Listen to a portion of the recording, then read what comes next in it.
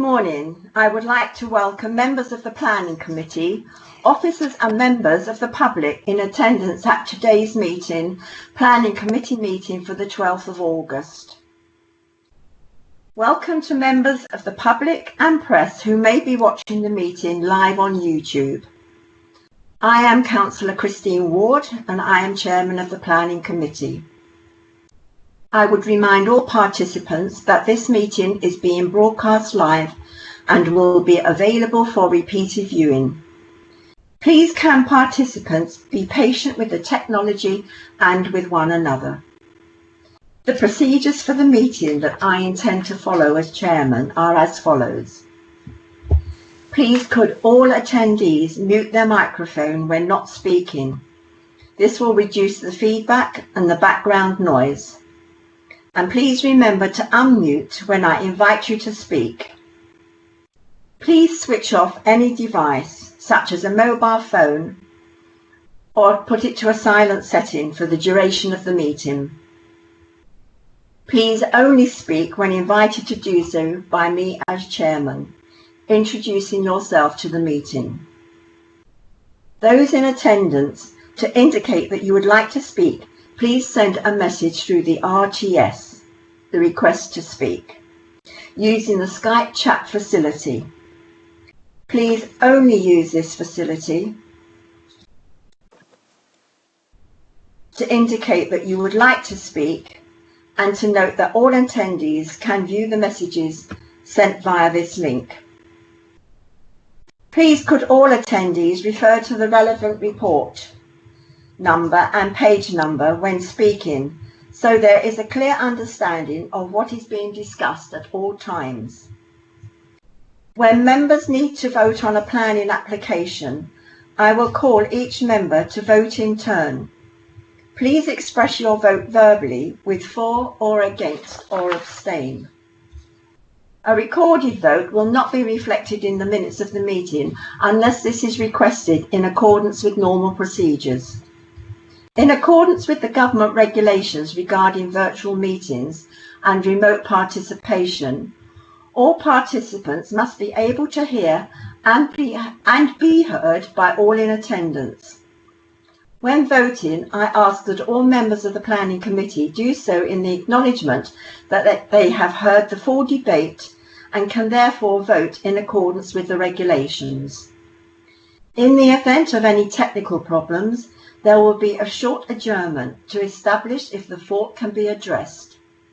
Please bear with us in these circumstances.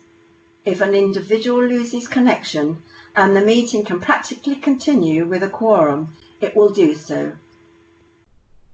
I will now call the name of each member of the Planning Committee and ask them to identify themselves as being in attendance at this meeting.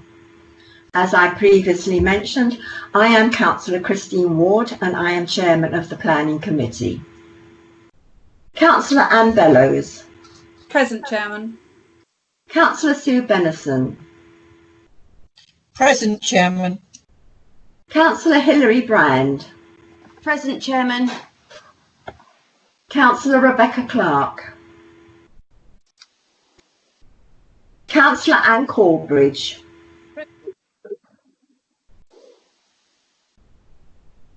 Could you repeat that, Councillor Corbridge? I've lost the sound. Okay, we can't hear you. Can you turn your sound up? No, it's up as yes, much. We can hear you now. Can hear you now. Okay. Thank you. Councillor Kate Crozell. Councillor Arthur Davies. Present, Chairman. Councillor Barry Danning. Present, Chairman. Councillor Alan Glass. Present, Chairman. Councillor David Hawkins. Present, Chairman. Councillor Maureen Holden. Present, Chairman. Councillor Christine Hopkins. Present, Chairman. Councillor Mahmood Kangarani.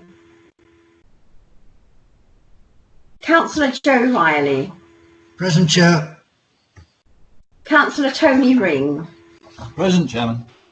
Councillor Ann Sevilla. Present, Chairman. Councillor Michael Thierry. Present, Chairman.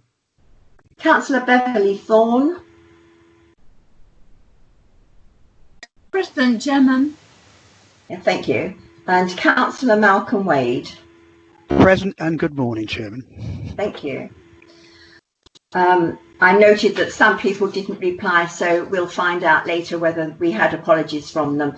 Can I now ask the officers to introduce themselves, and we'll start with our Chief Planning Officer. Morning, Planning Committee. I'm Claire Upton-Brown, the Chief Planning Officer.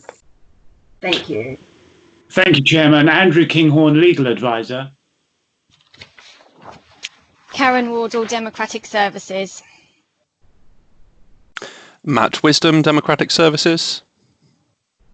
Vivian Baxter, Senior Development Management Officer. Jim Bennett, Senior Development Management Officer. Thank you. Kate Cattermole, Development Management Case Officer. And Dean Brunson, Planning Performance Team Leader. Thank you very much. Can you please confirm apologies for me, please, Democratic Services?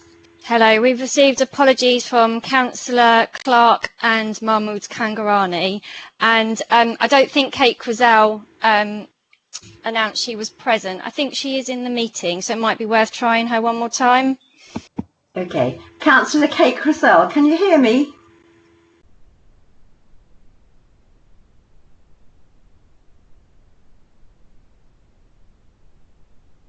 We seem to have lost communication with her.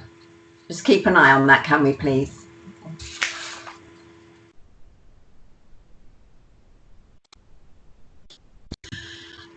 Okay, councillors, then we'll go to the minutes. We've got quite a lot of minutes to approve for the last, well, since May the 20th, May the 27th, the 10th of June and the 8th of July.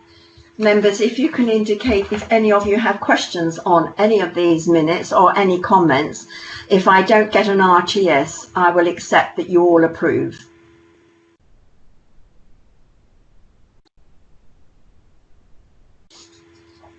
I take it that we approve the minutes then. Thank you very much.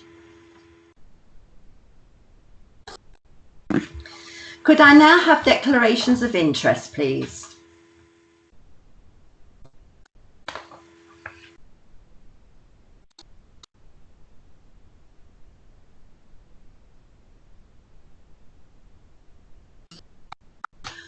Nothing is. Oh, Councillor Arthur Davies. Thank you, Chairman. An interest in the old cinema. Which one is it? That I am a member of the Totton and Ealing Town Council, which is, sorry, 3B, as a member of Totton and Ealing Town Council, but not a member of the Planning Committee. Thank you. Thank you. Are there any more? It's me, please, Chair. Kate Crozell. Ah, Kate. Sorry, I lost contact. Totton Town, but not on planning. Thank you. Thank you. You just confirm that that was for 3B? Yes, 3B, the old cinema, Karen. Kate. And Kate Crozell, that was for 3B as well, wasn't it? It would be. She's muted. For me to say. Yes, please, Karen. God, nothing's working here this morning.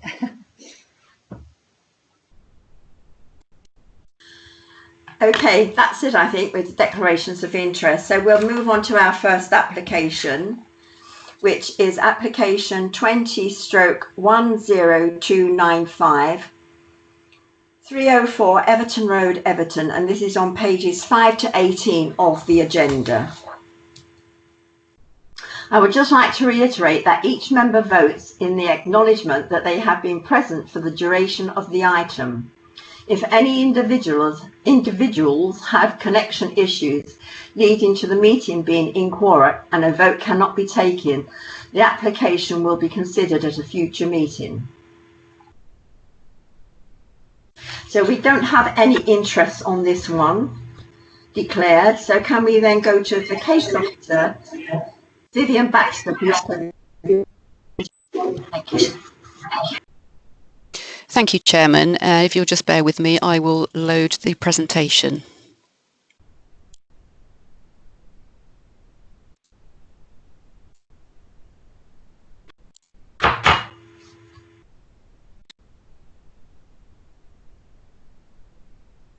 Right, we have some updates for this particular application. The first update is that there is an additional word to include in the proposal description so that it reads demolition of existing detached garage and shed structures, 2 semi-detached houses, associated parking and turning utilising existing vehicular and pedestrian access. Secondly, we've had a further representation from a local resident who's concerned with traffic generation, the principle of new development in this location, and feeling that traffic calming should take place before any further development happens. And finally, we are adding an extra condition requiring the first floor windows on the southeastern elevation of Unit 2 to be obscurely glazed at all times. Moving on to the presentation. Here we have the site area of Richmond, which is also 304 Everton Road. You'll see to the north of the site is a small cul-de-sac, Honeysuckle Gardens, with an empty space immediately adjacent to the site boundary. This is an area of public open space. To the southwest of the site is also a further area of public open space, which is associated with the cul-de-sac Shepherd's Way, which is to the south of the site.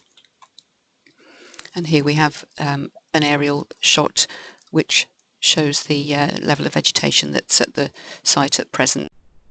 There is a row of protected trees along the north-western boundary and a couple of individual tree protection orders on trees further down that boundary. The rest of the vegetation is not protected. Here we have the proposed block plan. You can see that it's not a standalone building because there are other dwellings in close proximity to this, so it's not going to be seen as an alien feature in this particular location. Here we have the block site plan. It shows the pair of semi-detached houses to one side of the larger area at the back of the plot there. You can see the distances between adjoining properties. You can see a protected tree highlighted here with the carport just tucked underneath at the side there. The elevations of the proposed dwellings. This is the front elevation. It won't be visible from Everton Road because it's tucked behind the existing host dwelling. The side elevation adjacent to the closest property is this one in the top right-hand corner, where you can see we have 2 small windows, which would be the obscure glazed ones. And then we have the layout of each dwelling, the roof plan, and the details of the garage, which includes specific details on the construction of that, given that it's partially under the canopy of the protected tree. Moving to the photographs, this is taken from the public open space at the end of Shepherd's Way. The gable that you can see here is that of number 11 Shepherd's Way. This is a little further along the same boundary. You can just see the houses in Honeysuckle Gardens on the left-hand side of the screen. This is the, excuse me, taken from the public open space in Honeysuckle Gardens. To give you an idea of where the proposed dwellings would go, it would be in this location here. I think, hopefully you can see my hand logo, which is pointing out the ridge of number 11 Shepherd's Way. There's a tree, a conifer tree to the left. Oh. Hopefully you can still see that. I clicked something by error then, sorry. The tree here is to remain, and that will provide screening between the proposed houses and those fronting Everton Road. This is taken from within the site, showing the side elevation of 11 Shepherd's Way. The first floor window that you can see here is an obscure glazed ensuite window. Excuse me, Councillor Davis here. I can't see anything, sorry. You've minimised, it says here the presenter has windows are minimised. Right, okay. I've got that as well. Right. Tony Ring, I have that as well. We all have. I will come out and see if I can restart it. Funnily enough, I can still see it. So can I. So can I. It must be to do with devices. And so can I. Well, I've stopped sharing now, and it's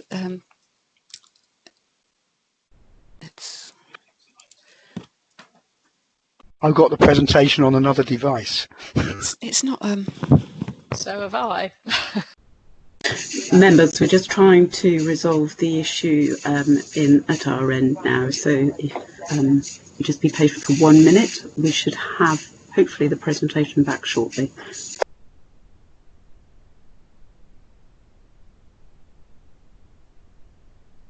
Right, hopefully the technical difficulties are resolved now. Yes, back again. If I carry on. Viv, before you start again, maybe you'd like to go back. That's what I was going to say. 3 slides. Okay, so the slide here is taken from the Shepherd's Way public open space with Honeysuckle Garden properties to the left-hand side. This is taken from the public open space to the north in Honeysuckle Gardens. Perhaps I was just explaining where the houses were going when it went a bit funny. The houses will be going roughly in the middle of this picture where I'm indicating now. I think this is the ridge of 11 Shepherd's Way that you can see literally in the middle of the photograph. The triangular shaped tree on the left hand side, a conifer, will be retained to help provide a screen between the existing properties along Everton Road and the proposed dwellings. This is taken from within the site and shows the side elevation of 11 Shepherd's Way with an obscure glazed bathroom window you can see just in the first floor level there. This is towards the end of the garden, looking towards the Shepherd's Way public open space. Again, Honeysuckle Garden property visible just on the right hand side. This is taken looking towards the end of the garden, but a little further back. Again, large conifer tree on the left hand side will remain as part of the scheme.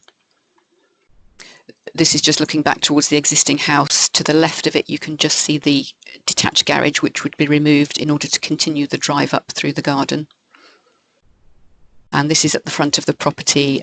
Some of that lawn will be removed in order to provide a couple of parking spaces, and the vegetation to the right hand side cut back a little bit in order to provide the necessary visibility space. And this is the final photograph showing the property in relation to the adjoining property, which I believe is now Angel Cottage. And that, I believe, is the end of my presentation.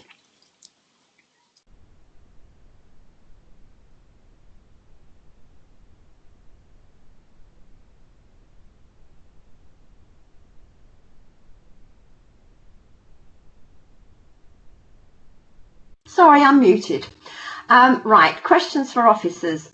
Councillor Ann Bellows, did you have questions for the officers, or was this about your presentation not being seen? No, this was a question for Vivian. Okay, go ahead, please. Yeah, hi Vivian. Yeah, the question was just about that public open space.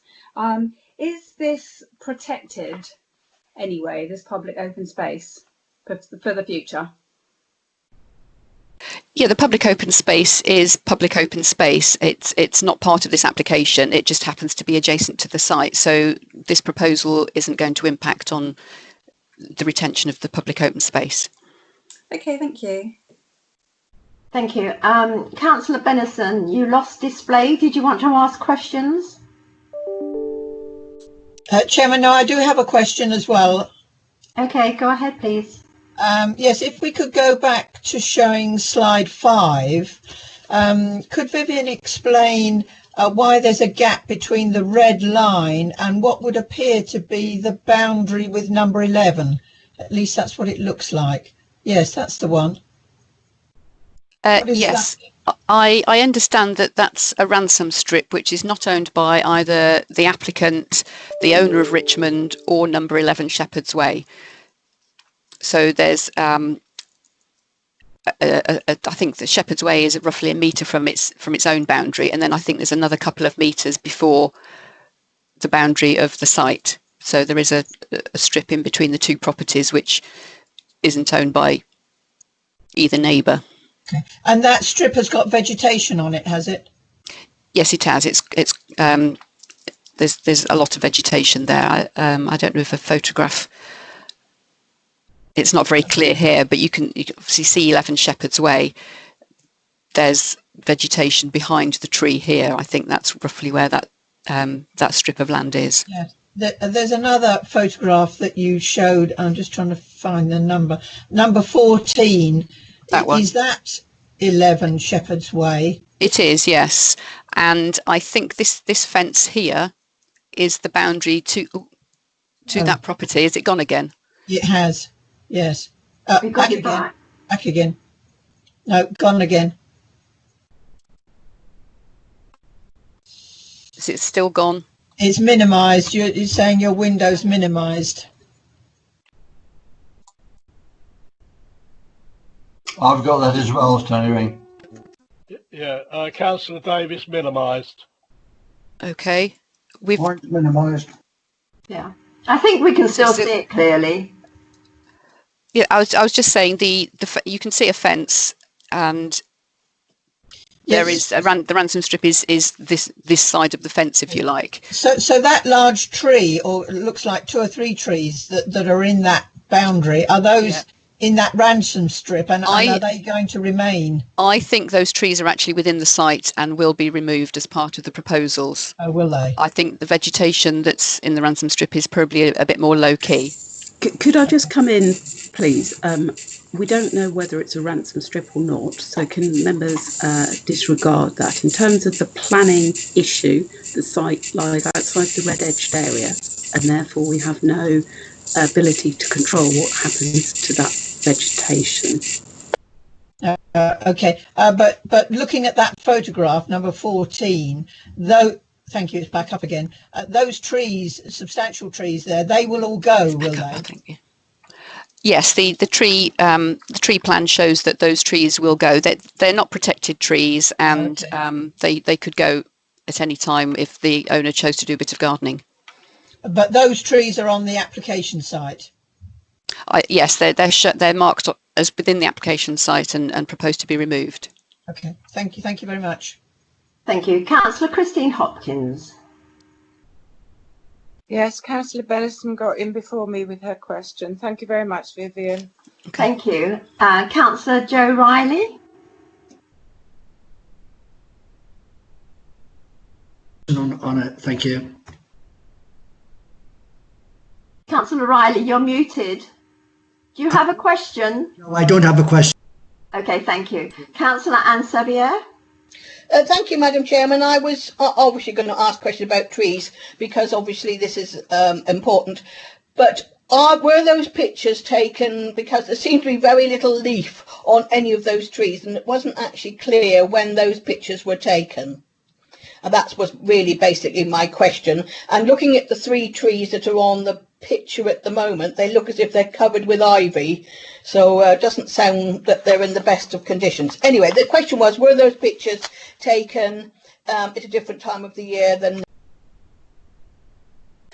No, you're right. These photographs were mainly taken earlier this year, prior to the application coming in, when I dealt with a pre-application submission. So I think they were probably taken certainly before lockdown, probably towards the end of January.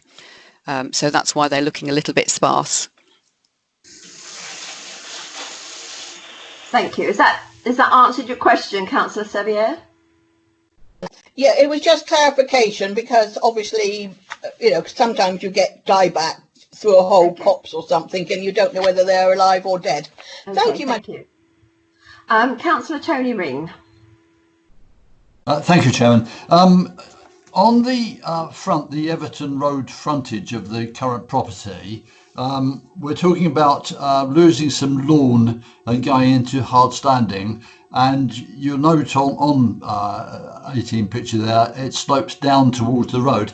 Has there been any concern about additional water runoff and whether onto that piece of the roadway itself there is adequate drainage, or are we going to wind up with some very large puddles at the entrance to the property? As far as I can recall, there's been no concern about runoff, and it may be the angle that the photograph was taken at, but it's pretty level there, actually. If I just explain, the hard surfacing will be roughly in the middle of the picture, and I think this tree, which is a small fruit tree of some sort, will be removed, but everything between that location and the front boundary will be retained as vegetation or grass. So the hard surfacing will be closer to the dwelling, but it's really quite level there. There's not a noticeable slope at all. It's probably just the angle of the photograph. Okay. Thank you. Hi. Thank you. Councillor Arthur Davies, please. Thank you, Chairman. Just a couple of questions to you, Vivian. Could you just confirm, I know it's written there somewhere, that no protected trees will be felled? And secondly, the visibility displays, well, is that a part of condition as well? Because that's quite important. So as you come out of that drive that we're looking at, all that foliage there will be cut back. The latest site plan shows the visibility displays. The vegetation that you can see to the right of this picture is within the site area and will be cut down. I think the wording was nothing over a metre in height. So there will still be able to be some vegetation there, just not at an excessive height. And that will provide the necessary visibility displays. The road is quite straight in this location. So that shouldn't be an issue because the vegetation doesn't go beyond the site area. And the trees, the protected trees? Sorry, yes, the protected trees aren't proposed to be removed at all, no. Thank you, Vivian. Thank you very much. Thank you. I have several RTSs from Dr. David Miller. You will get a chance to speak, but this is just at the moment for the members. Have you all finished questioning Vivian Baxter? No, I've got an RTS in, Madam Chairman. Oh, sorry, Councillor Glass. Would you like to go ahead? Yes, I heard mentioned about obscuring the windows on the upper floors of the house. Which rooms would this include? Would it be just the bathroom, or would we be asking them to have obscured bedroom windows? No, the two windows in question, one relates to an ensuite bathroom and the other one is on the landing at the top of the stairs. Oh, that's fair enough. Thank you. Thank you, members. I can't see any more questions for officers, so we will go then to Mr. Matt Stevens, who is the architect and agent. Mr. Stevens, you have to...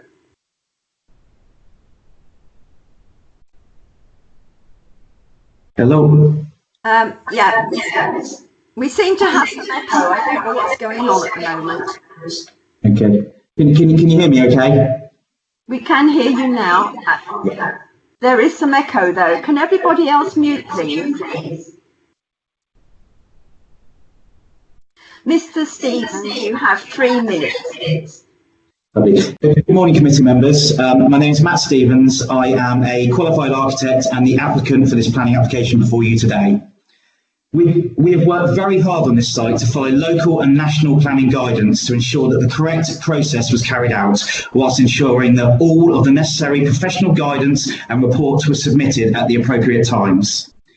We submitted a pre-application request at the beginning of this year, and from advice given by your planning officer, we've submitted a planning application and amended it throughout the process in response to any issues and concerns raised, not only by the planning officer, but also taking into consideration the material planning considerations raised by local residents.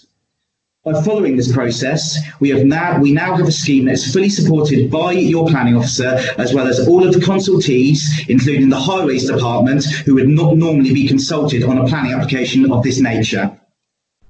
Within the committee report, your planning officer writes in her conclusion, the proposed development will be in keeping with the character of the area and would have an acceptable relationship with existing development within the area.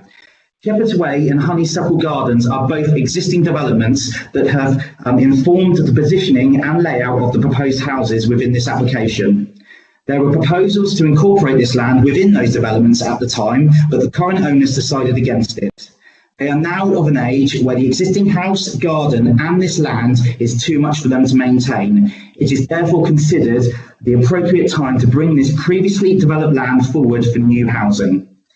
If approved, the proposed houses will be built and aimed at the first-time buyer market and will be offered through the Help to Buy or new similar scheme to be announced by the government to bring affordable new open market housing to Everton.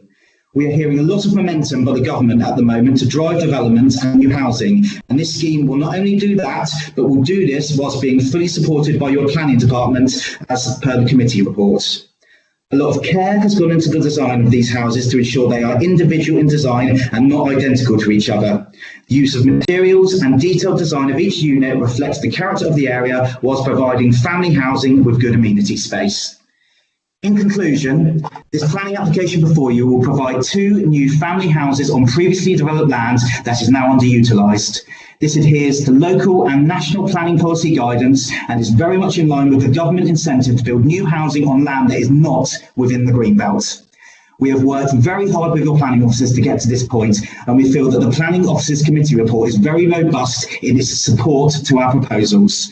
I therefore ask you to support your planning officers today and approve this application before you. Thank you for your time.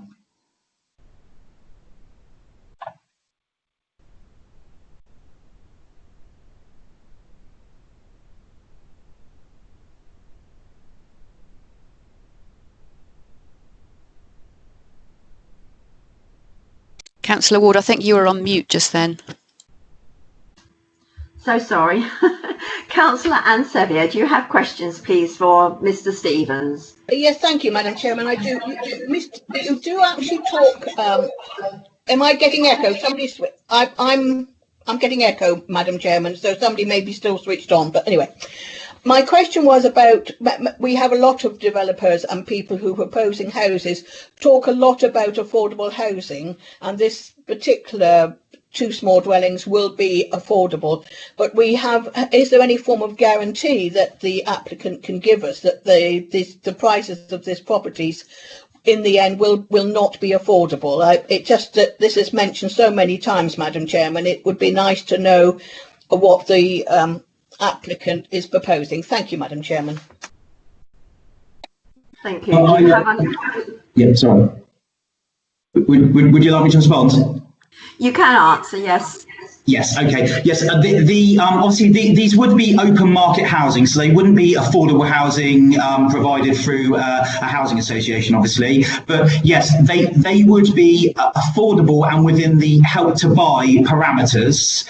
I think that the size and the design and the type of dwellings that you can see being proposed, you can see that they would fall into that kind of that bracket in the housing market. And certainly not within the kind of the higher range of executive houses, so to speak. Thank you very much. Madam Chairman, I was just going to say, when you were talking about this Help to Buy, is our applicant involved in this? It seems to just be a lot of words I'm trying to get to the bottom of, Madam Chairman. I don't think we can sit here and speculate on the price of property, what it's going to be when it goes to the market. We just have to accept. Yeah, thank you, Madam Chairman. I probably did ask a bit too pointed a question. Thank you, Madam Chairman. Okay, thank you. Matt Wisdom, do you want to come in? Yes, thank you, Chairman. I was just going to say it's unfortunate there is a bit of echo on Mr. Stevens' device. Obviously, there's nothing we can do about that, and that's not Mr. Stevens' fault, but just to alert him that when he's not speaking, if he could mute his microphone, that will reduce the feedback on members' questions. I know it's a bit fiddly turning off and on mute, but that will help. Thank you. I know we all need more practice at that one. Councillor Arthur Davies, please. Thank you, Chair. Yes, I did hear that the echo in there. So I want to ask a question to Mr. Stevens. I think I picked it up. Am I right in saying that you did seek pre-application advice? And could you clarify this with the planning department at New Forest District Council? Mr. Stevens, are you muted? Yeah, so I do apologise. I had another screen plugged into my laptop and I've taken it off now, which I think will resolve the echo issue. I'm sorry, it cut out there. Please, would you be able to repeat the question? Yes, because of all what's going on, I just asked you to clarify, confirm that at one part of your presentation, you said that you seek pre-application advice with the New Forest District Council Planning Department, and could you clarify a bit more on that? Thank you. Yes, absolutely. We submitted a set of detailed drawings for actually a terrace of 3 houses back at the beginning of the year in January, and I also met the planning officer Vivian Baxter on site as part of that process, and I had a written response, and the response accepted the principle of development, and if I recall, within that pre-app response, it actually recommended that 2 dwellings could be more appropriate to this site.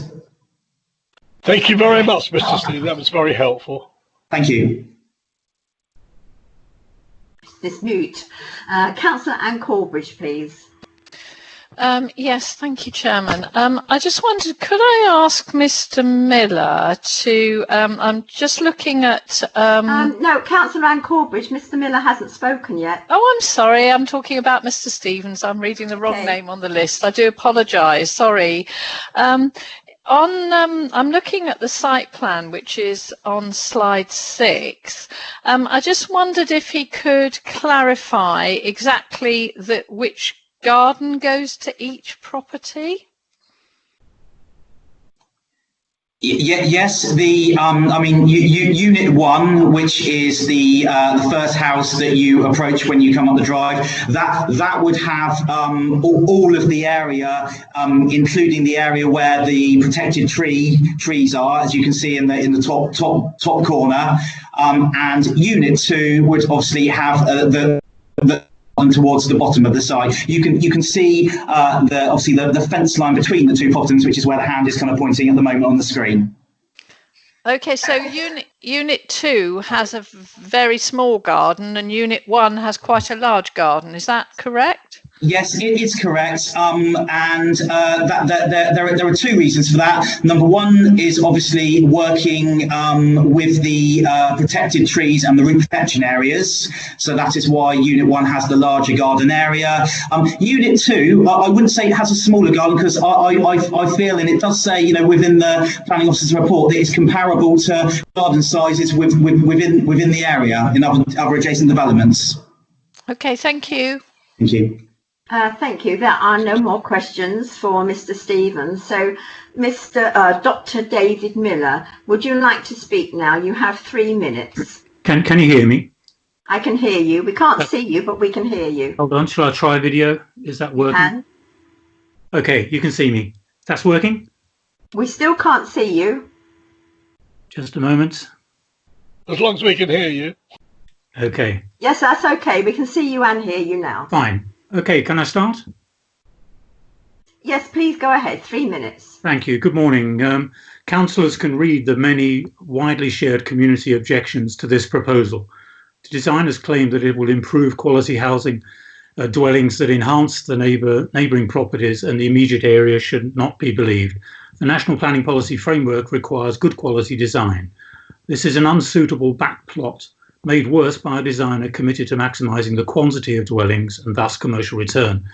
The result is a bizarre mismatch of plot size and housing, together forming an amorphous and, from many views, unsightly block. This is not good quality design. The design contributes nothing positive for neighbours, the bordering public spaces, or in the final built appearance. The acknowledged shortage of play spaces in Hordle Parish makes indefensible the extensive interference with the public spaces of both Honeysuckle Gardens and Shepherd's Way. Some of the 20 mature trees and shrubs to be felled presently provide a green edge, an asset much valued by the residents. The development has made no substantive proposals to mitigate this loss. The landscape condition proposed by the planning officer cannot compensate the destruction this application will cause to the natural environment. The immediate neighbour, Angel Cottage, owned by Mr. Longman, welcomes over 30 families of holidaymakers annually to the New Forest. Their economic activity confers significant local benefit. The impact of this property has been ignored by the proposals. The new build plus the felling of trees will end the privacy and tranquility of the cottages' gardens. Councillors have seen relevant photos. Windows of the new block will directly view into the private gardens and cottage rear. Routine vehicle access to the back plot will be intrusive for the cottage garden. The project will permanently impair the qualities of Angel Cottage with enduring economic consequences on this local amenity. Mr. and Mrs. Sexton at number 11 Shepherd's Way will be adversely affected. Proximity. Unit 2 has walls less than 2 metres from the boundary fence. For perspective, this is less than the social distance recommended during the COVID-19 pandemic. Construction. This must be achieved somehow without access from number 11 Shepherd's Way, as the title deeds only permit access for fence maintenance. Impact of development. The Sexton's back garden only adjoins other back gardens unless this project is permitted. Proximity of vehicles. The designated parking provision for Unit 2 creates a health hazard from the noxious vehicle fumes, since Mrs. Sexton suffers seriously from asthma. Like Angel Cottage, number 11 will lose its privacy, and the bedroom window to Unit 2 will materially influence how the back garden may be used. Please keep in mind that the local community, supported by Holden Parish Council, has uniformly spoken against this project. Thanks for your time. Thank you very much. Members, do we please have questions for Dr. Miller?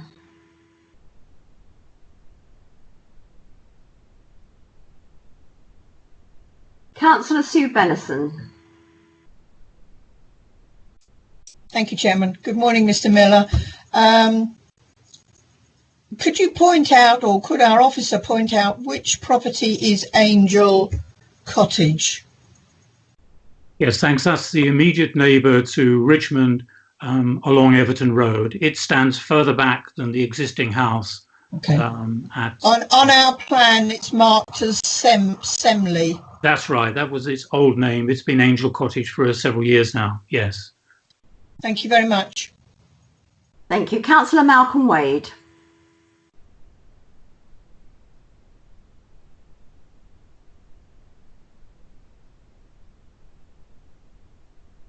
Councillor Wade.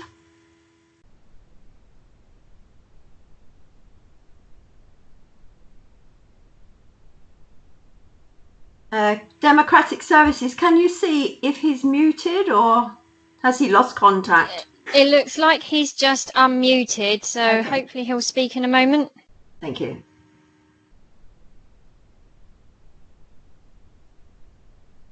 Obviously not. Okay. Councillor Wade, there are no other questions, so I can't even say I'll come back to you. He cannot unmute. Can anybody help him out with that?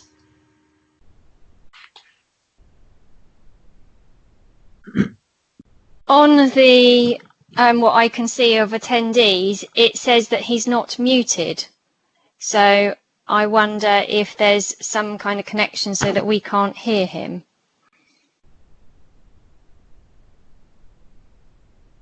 Yeah, it might be worth him typing the question. Okay.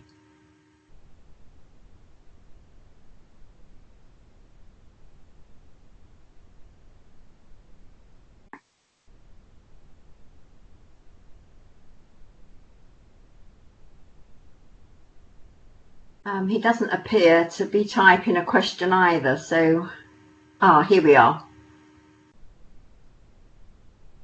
Right, can you, Dr. Miller, explain about the ransom strip?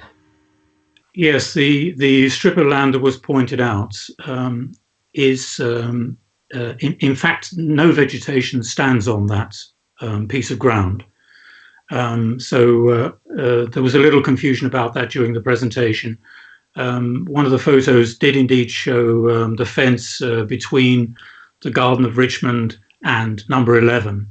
And that fence indeed is the property of Richmond, and all the trees you saw, which are in glorious full leaf at the moment, I have to say it's a complete green screen. You can't see anything all around that end of the garden. The ransom strip is behind that fence, and it is as is shown on the plan that I think you have on the screen now. I have a very small version of it. I think that's what you can see.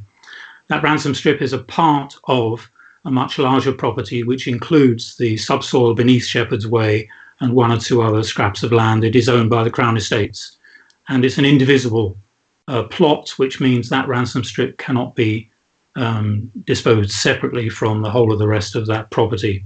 So that's a complicated issue at the moment. But for your information, no vegetation, is completely devoid of vegetation. Indeed, it's tended by the owners of number 11 and has been this last 16 years. Yeah. Thank you very much. There are no more. One more. Oh, okay. Thank you. Councillor Wade is thanking you for that. So members will go to debate. Councillor Benison, did you have another question? Yes, very quickly, just on that point. Okay.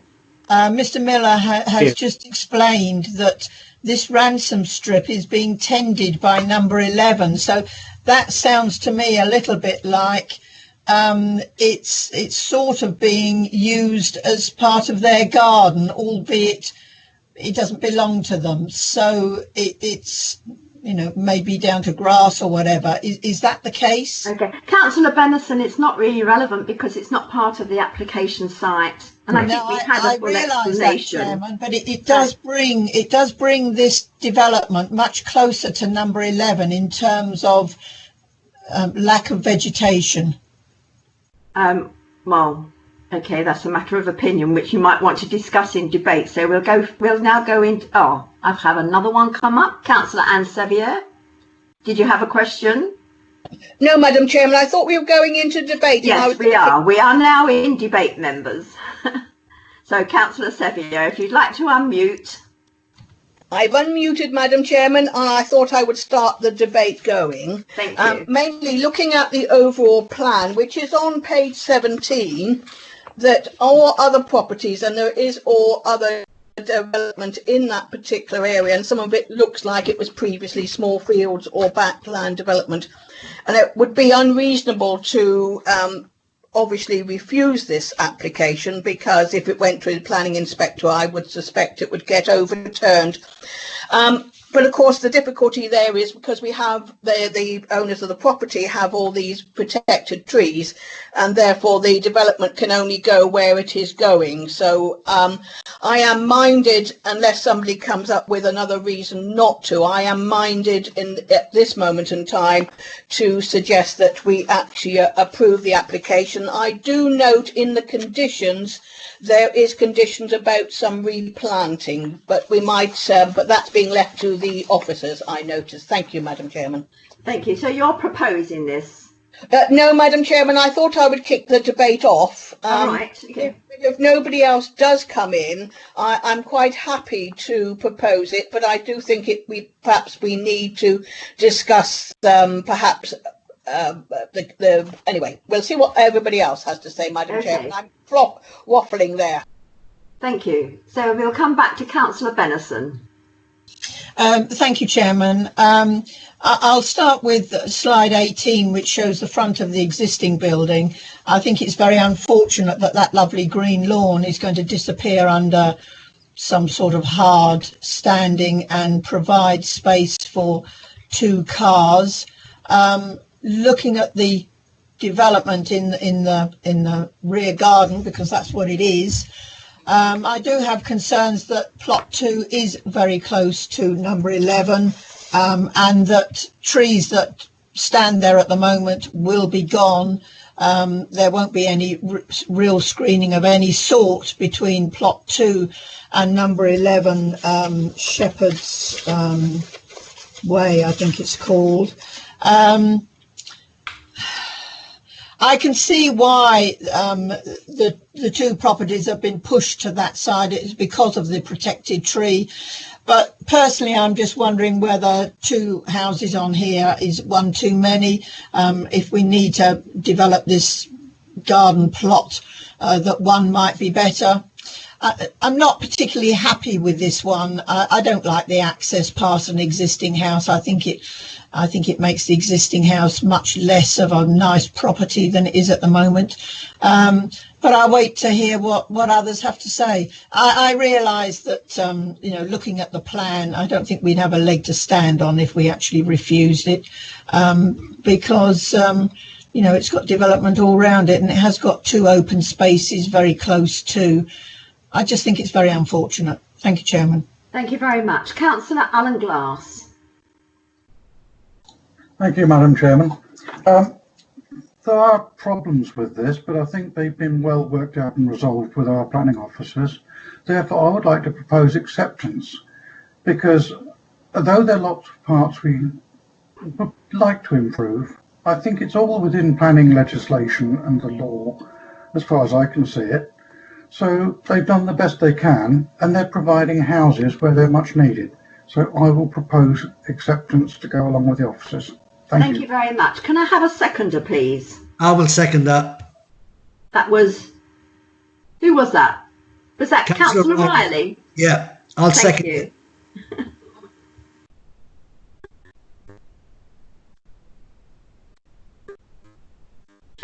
Thank you. We'll now go to Councillor Maureen Holden. Councillor Holden. Chairman, you've missed David Hawkins. Hello? Oh, right at the top, he is there. Yes, Councillor David Hawkins, please.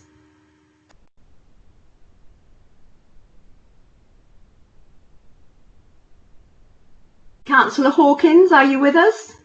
But I'm trying to unmute. I'm trying to unmute. Well, we can hear you. Can you hear me now? Yeah. We've not mentioned the fact that. No, you've muted yourself again.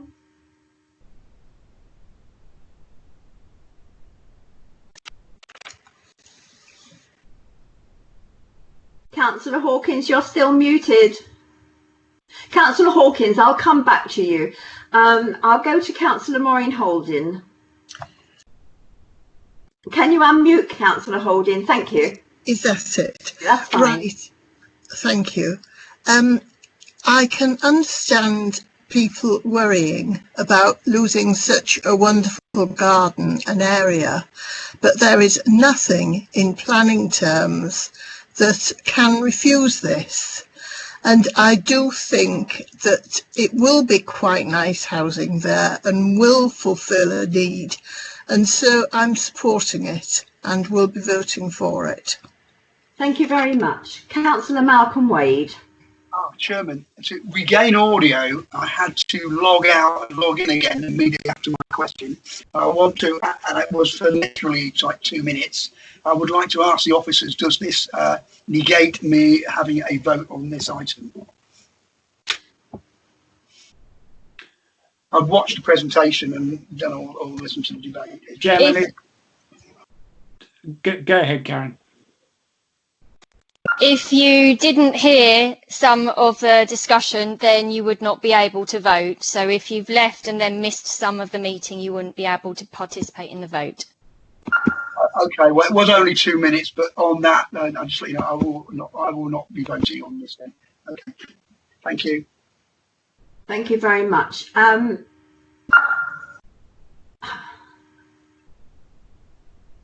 Or it was.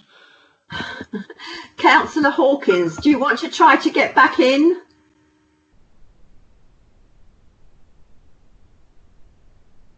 Councillor Hawkins?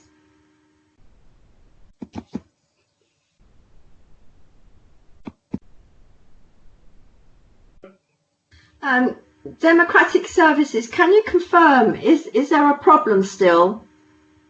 I don't know. It looks like the same kind of problem as Malcolm Wade had, whereby, to me, it looks like David Hawkins is in the meeting and his microphone is off.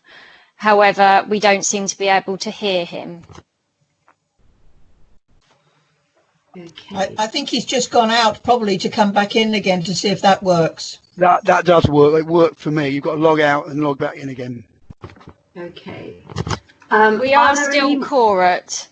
Yeah, we're still quiet, and I haven't got any more messages coming up for debating. He's back in again now. Do you want to test to see if he can speak? David Hawkins, Councillor Hawkins, are you back with us?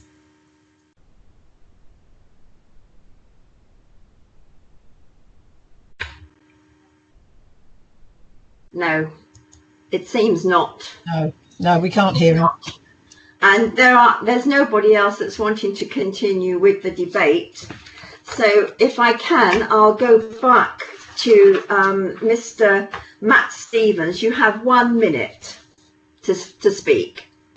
Thank you very much. I'll keep it fairly brief. I think that I just want to reiterate how much work has gone in working alongside your planning officers throughout the whole process, starting with the pre-app process, which is obviously recommended by local authorities and in national planning policy. And we have jumped through every hoop and provided all information that has been requested along the way. So I just really want to reiterate that a lot of time and hard work has gone into this scheme to try and achieve an acceptable scheme, which is obviously supported by your planning officers. Thank you. Thank you very much. Dr. Miller, you have 1 minute. Well, I regret I can see the way that councillors feel constrained by their chances of doing anything about this project. What I think I should point out is that both Honeysuckle Gardens and Shepherd's Way that surround this plot were constructed in a planned and entire way. This is a unique example, actually, here of garden infill taking place. This is the last large garden that was left and not included in those two projects, Honeysuckle Gardens and Shepherd's Way. If we go round to the next road that some of you may know, Farmer's Walk, you will see the disastrous results of garden infill that have occurred there. Many of the local residents think to the net negative effect to this community. All of us here feel this is very much spoiling what we have in Everton. Thank you very much. Members, we will now go to the vote. We have a proposal to accept the recommendation by Councillor Glass, and that has been seconded by Councillor Riley.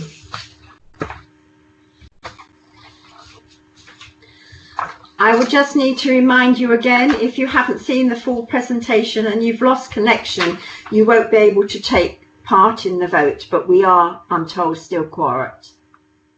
So therefore, I'll move to the vote, and you'll be voting, please, to approve, refuse or defer. So you'll be voting for, against or abstain. So if I can go to Councillor Ann Bellows, please. For. Councillor Sue Benison. Reluctantly for. Councillor Hilary Brand. For. Councillor Rebecca Clark. Oh, we don't have her with us, do we?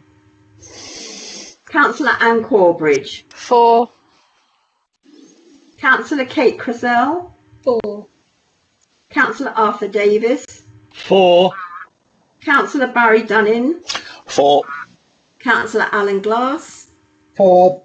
Councillor David Hawkins. Have we got you back? I don't think so. Councillor Maureen Holden. For. Councillor Christine Hopkins. For.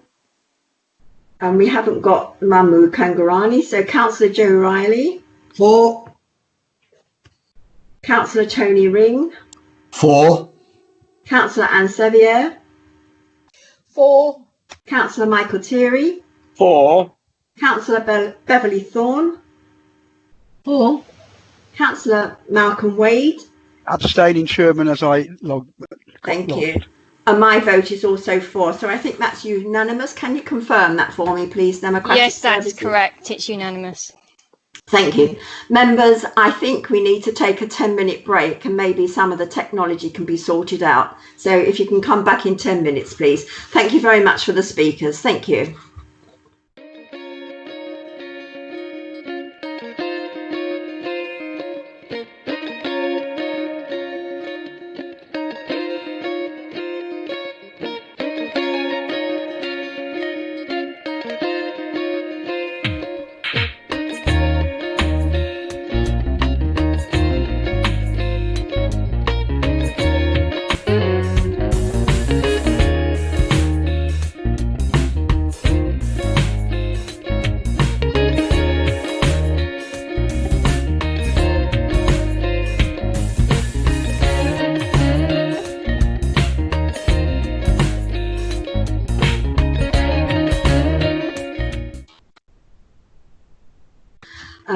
Welcome back to our meeting.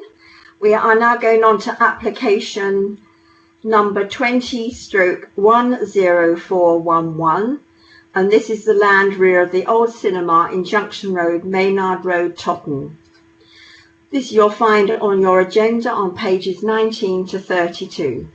If you'd like to go ahead with the presentation, please. Thank you, Chairman. I'll declare an interest first or afterwards. Yes. Can I have interest, please? Councillor Arthur Davis. I'm a member of Totton and Ealing Town Council, but not a member of the planning committee. Thank you. And I believe also we had Kate Cressell. Did you? Yes, Chair. Kate Cressell, Totton Council, but not planning. Thank you very much. Thank you. So if we can go ahead now with the presentation, please. Thank you, Chairman. I have two updates. The first one's already been circulated on the list that members have seen, which was a receipt of amended plans showing the provision of cycle parking. As a result of those amended plans, conditions 2 and 11 have been amended accordingly. We've also received some correspondence from a planning consultant on behalf of ASDA, who have stated that they think the current scheme is an improvement to that previously approved, and they noticed that noise report has been taken on board of all of their comments, although they have raised concerns about the possible future noise abatement should occupiers of this development decide to open their windows, so they've just raised that issue. Moving to the presentation. No, sorry, can I just interrupt? Have we got Councillor Hawkins here?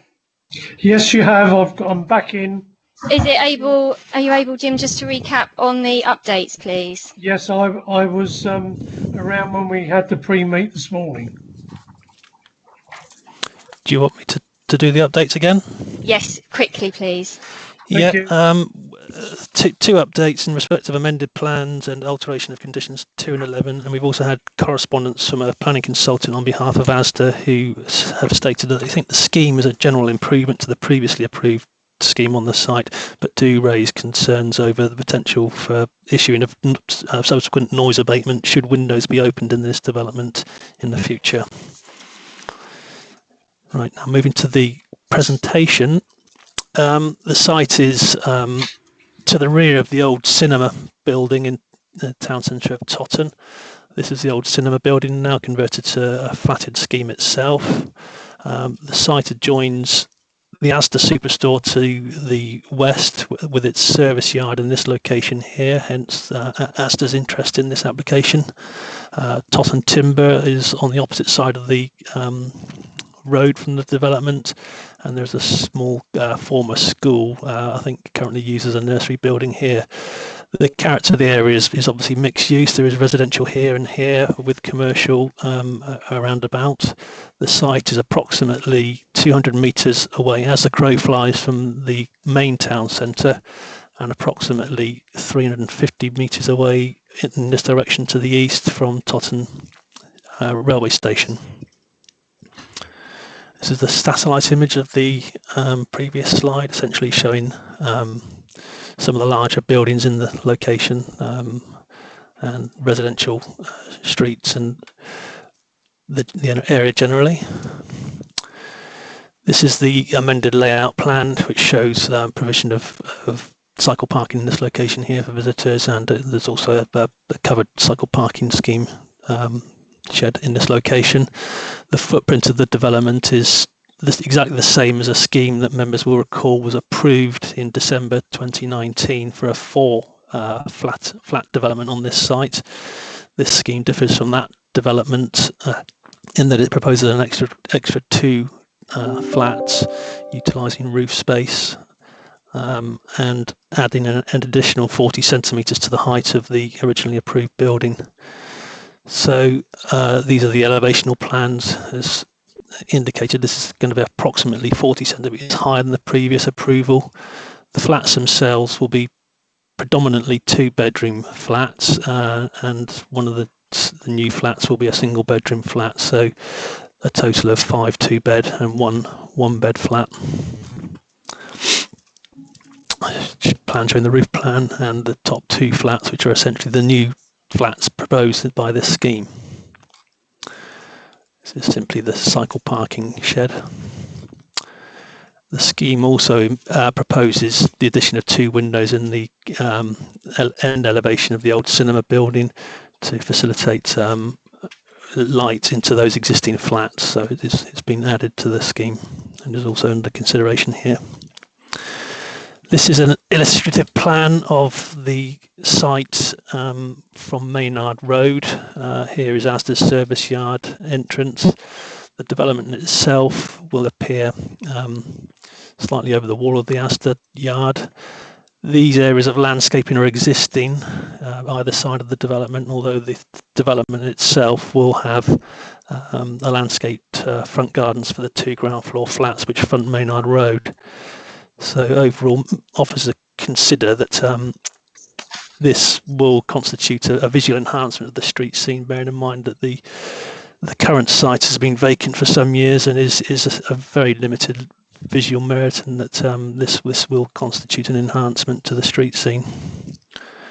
Again, a visual impression provided by the applicant showing the site frontage. As I said, ground floor flats with gardens which will be landscaped to enhance street scene. Upper floors will have balconies in this location to give an element of outdoor space.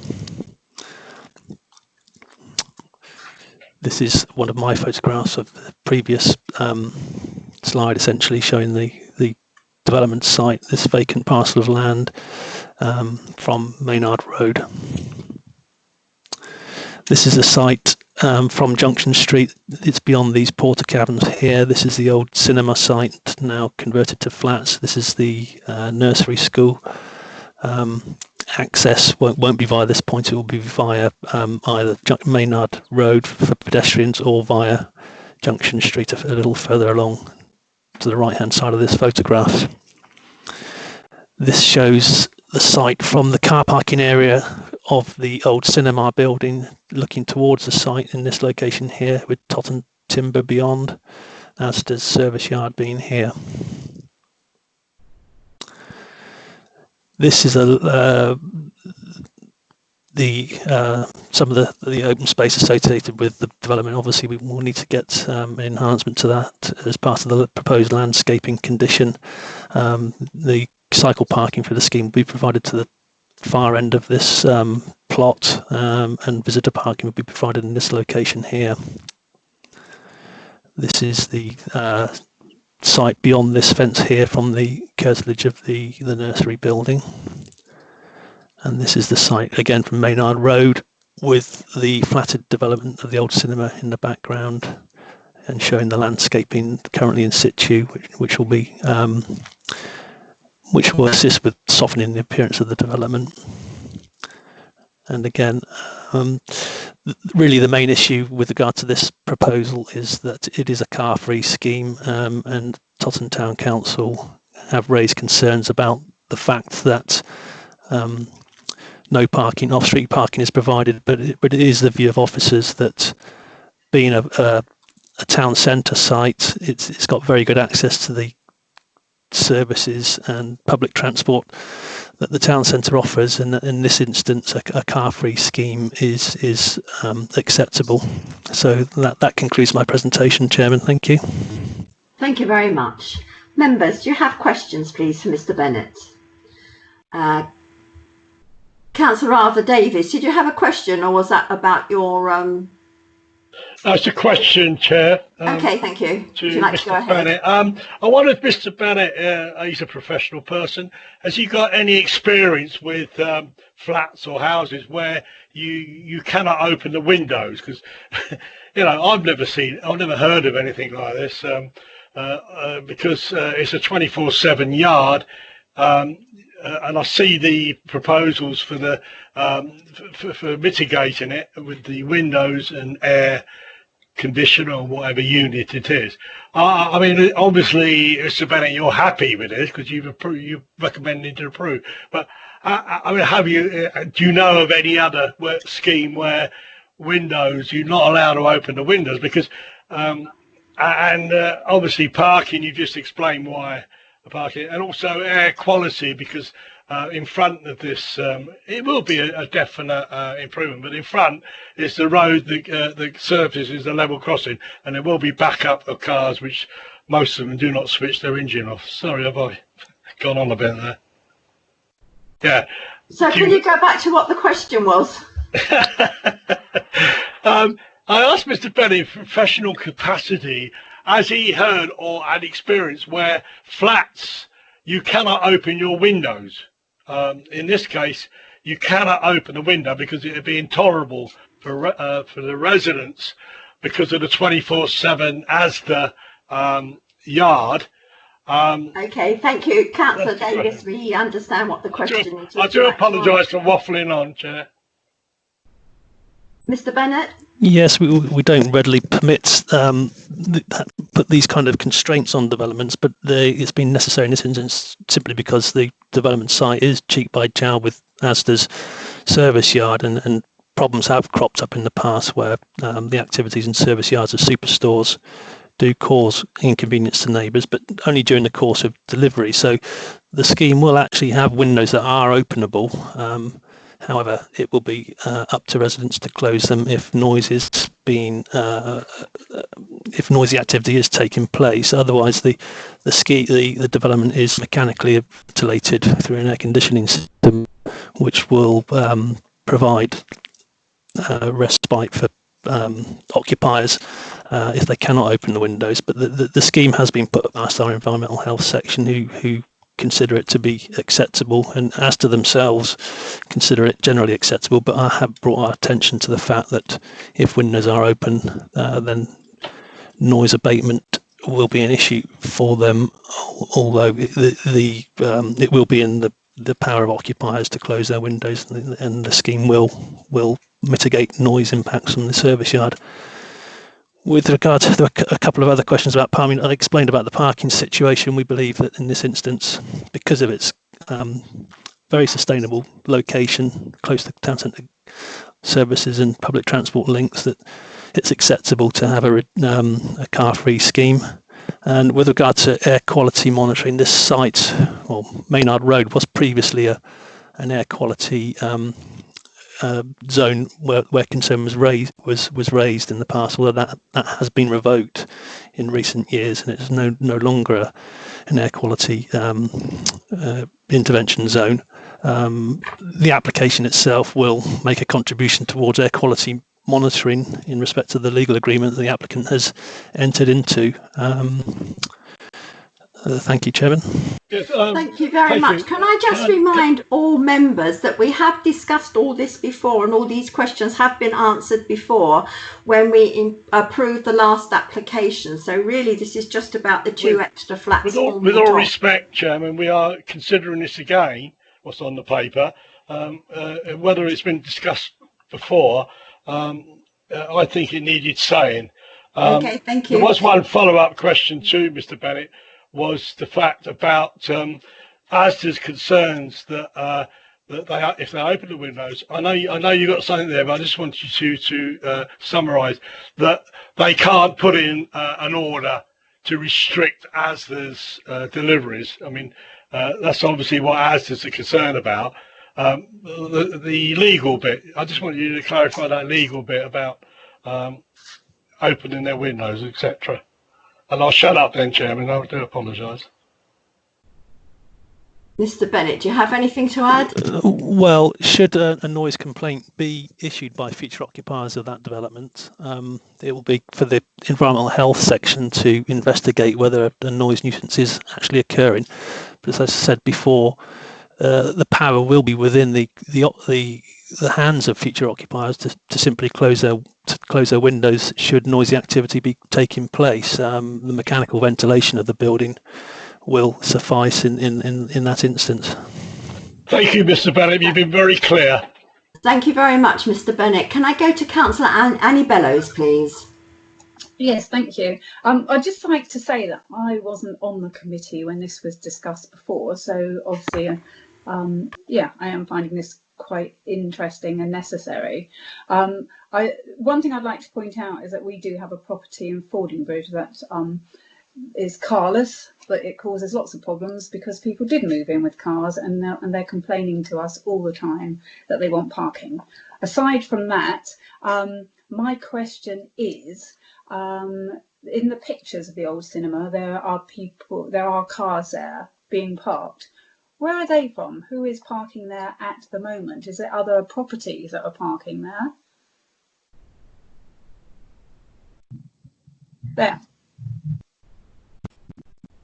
Yes, this is the car parking that's associated with the old cinema building. So they actually do have this off-street arrangement.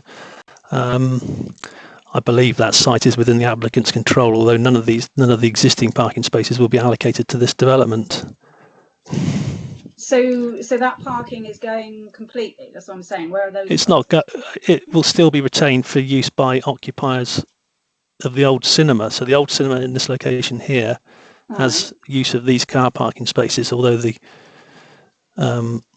this development, the new development, won't have access to that car parking area. They will have access on foot to access the building itself through the car parking area and from the front from Maynard Road, as well as for cycle parking to the rear, but they won't actually have any off-street parking. Okay, thank you. Thank you. Councillor Alan Glass. Thank you, Madam Chairman. My question is, how can we justify jamming 2 more flats in? To my opinion, it would be overcrowding. I think the idea of having to have air conditioning because you have difficulty opening the windows, air conditioning is dodgy because you get various bugs in it, like Legionnaires, and the extension on the top looks like a box stuck on top of an already crowded place. So how can we justify cramming these extra flats onto an already overcrowded development? And how can we also justify having it carless when the station is quite a way away, far too far for me to walk? The bus service is fairly good if you want to go to Salisbury or Southampton from the main road, but if you want to go anywhere else, you have to go all over the place. I don't think we can justify the carless. I don't think we can justify the overcrowding, and the looks of it, well, I don't see anyone could love that at all. So I'd like to find out how we justified this. I don't believe it can be. Well, the officer report outlines and weighs the balance in terms of the pros and cons of this scheme, and the balance was tipped in favour of the scheme. As I've suggested in the presentation, we believe the proposal will enhance the appearance of the site. It's currently been vacant for some time.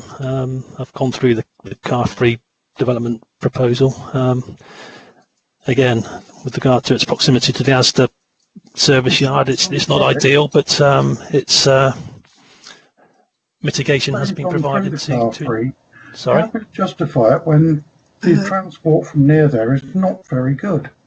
Councillor Glass, I think we can continue this when we debate. I don't think we should be asking Mr. Bennett this question. Can we go to Councillor Joe Riley? Oh, sorry, Sue Bennison, can I go to you first? Have you got me, Christy? Thank you, Chairman. Okay, shall I proceed, Chairman? Yes, please. Mr. Bennett, could you turn to chart 24? In your presentation, you mentioned the cycle bays. I'm assuming that's in the top right-hand corner. Is that including the extra spaces in there? And you mentioned parking for visitors in your presentation, but I couldn't see where that is, if there is any. There's covered parking essentially for occupiers of the development in this location here. I thought that was a cycle path.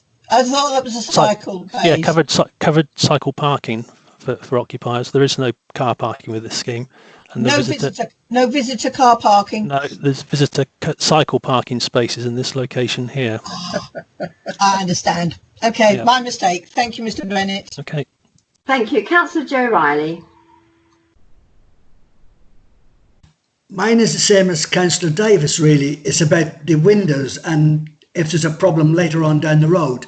And the other thing is the fire escape from, I did see it. Could that be pointed out once again to me, the fire escape from these flats, please? Thank you. There is no fire escape from this flat. The means of escape will be via windows if the main corridor or main stairwell is inaccessible. The fire escape, I believe, that you saw was on the existing building. So this is the existing building fire escape into the car parking area in this location here. I'd like to bring in Claire Upton-Brown, if I may, please. Claire, would you like to say something? Thank you, Chair. I think my request to speak really was when Alan Glass was speaking, but I'd just like to confirm that we have spoke now at some length around the ventilation system and the implications for the Asda store. So just to confirm, ventilation systems are quite normal in flatted schemes. It does provide mitigations that we are seeking to address the issue of noise, and therefore if there are any subsequent complaints, the mitigation has been put in place to make this a satisfactory form of development. Thank you. Thank you very much. Councillor Maureen Holden. Thank you. I am quite concerned if there, for instance, is a fire there or an accident, because of course there's no vehicular access. And I am wondering just how near a fire engine, for instance, would be able to get as people have to go down these stairwells, etc. It looks to me as though it could be quite dangerous if a fire engine couldn't get in there very quickly. Has this been looked at? Councillor Holden, we have already approved this application. Yes, but I'll go to Mr. Bennett anyway. Sorry, I will say, as you are putting on extra flats, it does add extra people, and the more people there are, the more dangerous it becomes. And so I'm still questioning whether a fire engine can get near enough. Okay, Mr. Bennett. Yeah, as we've gone through, there's no parking associated with the development, but there is vehicular access. A fire engine could get around via this route into the site. This route into the site via the existing rear parking area for the old cinema building. By the same measure, a fire appliance could park on Maynard Road and access from the front of it. So the development is perfectly accessible by fire appliances. Thank you for that. That's all I wanted to know. Thank you. Right, I've noted your comments, Councillor Turi. If there's no further questions to officers, we'll go to Mr. Graham Lees. You have 3 minutes to speak. Thank you very much, and good morning, Chair and members of the Planning Committee. As you will be aware, a planning application for 4 flats on this site has already been approved at the Planning Committee in September 2019. Having gained planning permission, the applicants identified the potential to provide 2 further flats within the development through the utilisation of the roof voids, and this involved the nominal increase in height of the building by about 400 millimetres, as originally stated. Other than the slight increase in height and additional fenestration to the roof gables, the current proposals are very much in line with the previously approved scheme. The building footprint remains the same as previously consented. As with the previous scheme, the proposals would be for a car-free development, a principle that was clearly considered appropriate when the scheme for 4 flats was approved. The principle for sustainable car-free development has been adopted elsewhere in Totton in the last few years, including 8 flats at 39 Salisbury Road, and a 9-flat scheme at 43 Commercial Road, which was approved, I believe, in January 2020. The site is in a highly sustainable location, with most amenities being located within close walking distance. Regular bus services pass through Totton Town Centre, and the railway station is within 500 metres or 600 metres walking distance. In addition to which, cycle routes have been greatly improved over the last year or so, including the Western Cycle Freeway from Totton into Southampton. Car-free development in sustainable locations such as this is in line with both the Council's aim to achieve higher residential density levels in sustainable locations and national planning policy guidelines which state that development should be focused on sites that can be made sustainable by reducing the need to travel and which offer genuine choice of transport modes. In addition, we concur with the planning officer, the case officer, as we consider this to be high quality development that significantly enhance the streets seen to Main Ave Road, whilst providing properties that will help support communities and businesses within Tottenham Centre. Thank you. Thank you very much. Do we have questions, please, for Mr. Lees?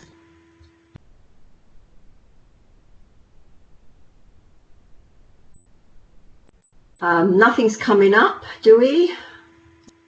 Councillor Hilary Brand.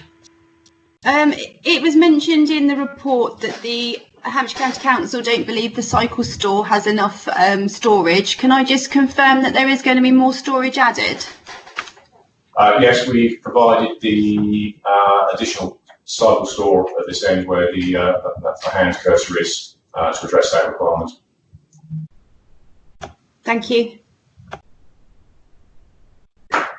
Right, I can't see any more questions. So thank you, Mr. Lees. We'll ask then Mr. David Bevan of Tottenham and Ealing Town Council to speak, and you have 3 minutes.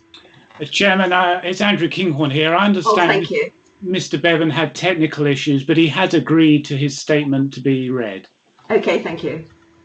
He says as follows. The original application for the flats was recommended for refusal by the Town Council for a number of reasons.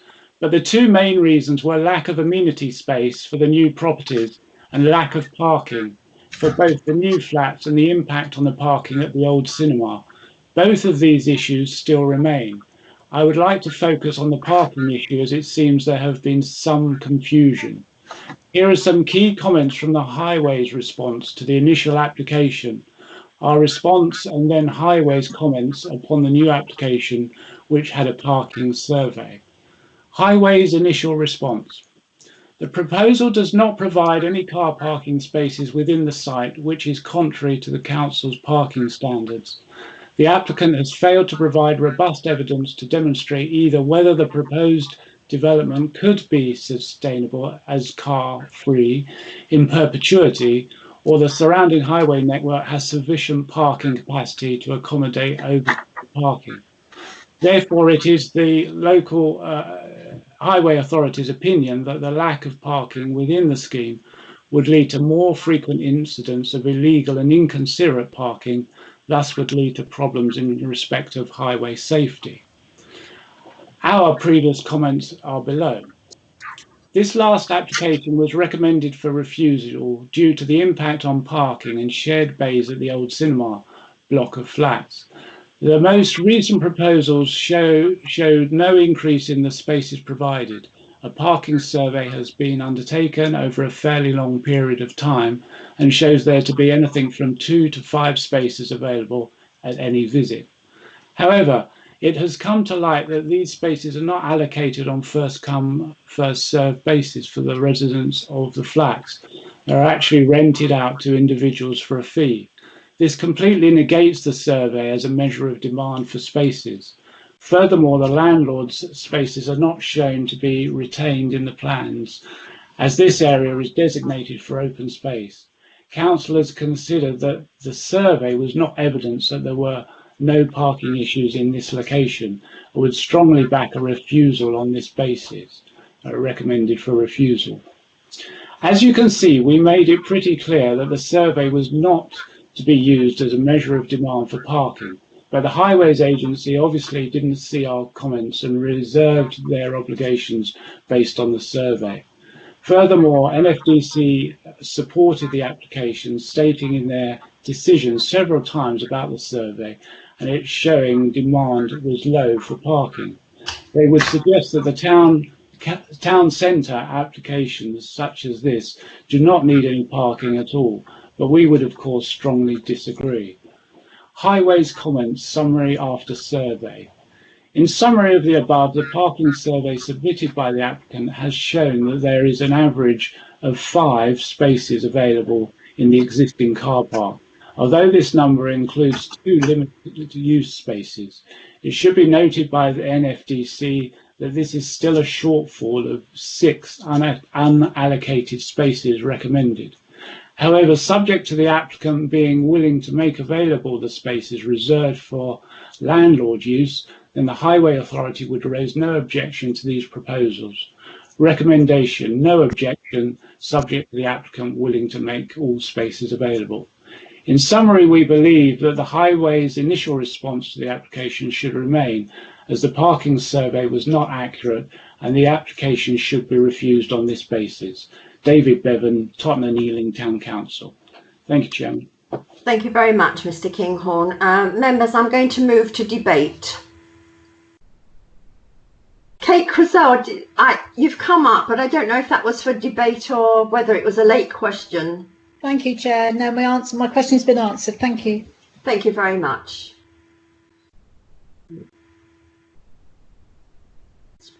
Okay, can I go to Councillor Dunning then, please?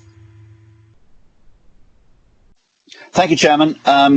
Yes, I think this scheme, it does provide 2 extra flats, which are ideal for people who don't have cars. Their size makes them affordable, and I think they will provide necessary housing for young people and for people who want a smaller property. So I don't think the car parking is quite an issue that we think it is, with people using more and more bikes and working from home. Thank you. Thank you very much. I think I had Councillor, you missed me. Yeah, I think also Councillor Glass as well, I think, was first. Can I go to Councillor Glass first? Thank you, Madam Chairman. I am very unhappy with this as a proposal. I think the 2 extra flats just make it too crowded. I can't justify the no car scheme because, as the Tottenham Town Clerk found, the survey was not very well done. I would like to propose that we do not accept this as a 6-flat building, because it is just not enough space there and not enough facilities and not even a nice way of getting people out if it catches fire. So I would like to propose not accepting this proposal. I'd like to second that. I'd like to second that, yeah. Was that Councillor Holden? Yes. And I will have to have reasons. Yeah. I'll let the debate continue and then you can come back to me with reasons. Okay, Councillor Benison. Thank you, Chairman. Well, I'm afraid I'm an extremely opposing view. We looked at this in great depth when this application came before us for 4 flats. This is adding 2 into the roof space. The increase in height is 40 centimetres. Not sure what that is in old money, but I don't think it's very large. Whoever buys these flats knows that there is not going to be any parking. I would have proposed accepting the officer's recommendation, but I realise I can't do that now. I think this is a very good scheme. I think it looks very good. It is making use of a good small area. I certainly will not be voting to refuse the scheme. Thank you, Chairman. Thank you very much. Councillor Malcolm Wade. Thank you, Chairman. Clearly, we as a planning authority have given permission for 4 flats to be done in this location. These minor modifications to put an extra 2 in no way negates that earlier decision, and we cannot go and change horses in midstream. We should be consistent in our view. So I don't go with the car parking argument, because our nation is so badly not invested in public transport. Lots of people have cars. Well, in other countries throughout Europe, throughout the world, there are flats with no car parking spaces because they have better public transport. However, this is in the centre of a town. The shop is round the corner. The medical centre is a few yards away. The station's not that far, and there's even a bus stop. You know, there are plenty of reasons why this would appeal to people who don't own cars, and there are quite a few. And we may find that our society has to change going forward with the results of the pandemic. So I support this recommendation by the officers. So I won't be voting against it either. Thank you very much, Councillor Wade. Councillor Ann Sevilla.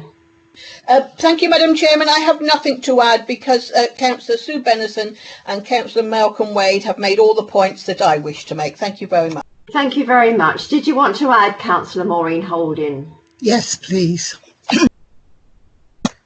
I am very concerned about this. The living space is really not sufficient. I would call them rabbit hutches. It's somewhere where I wouldn't want to live. For 24 hours a day, they really can't open their windows because there's a big loading bay that's noisy next door. And there may be noise, there may not, but it could come at any hour of the day. There are no real facilities. You have to be fit and active because you need a bike. You've got to be able to get out quick if there's a fire downstairs. And quite honestly, I think in these days we can give people much better than this. And I do not agree in giving people somewhere where I would not like to live and where living would be difficult. I think this is cramming a quart into a pint pot. And quite honestly, I do think we have to consider people's health.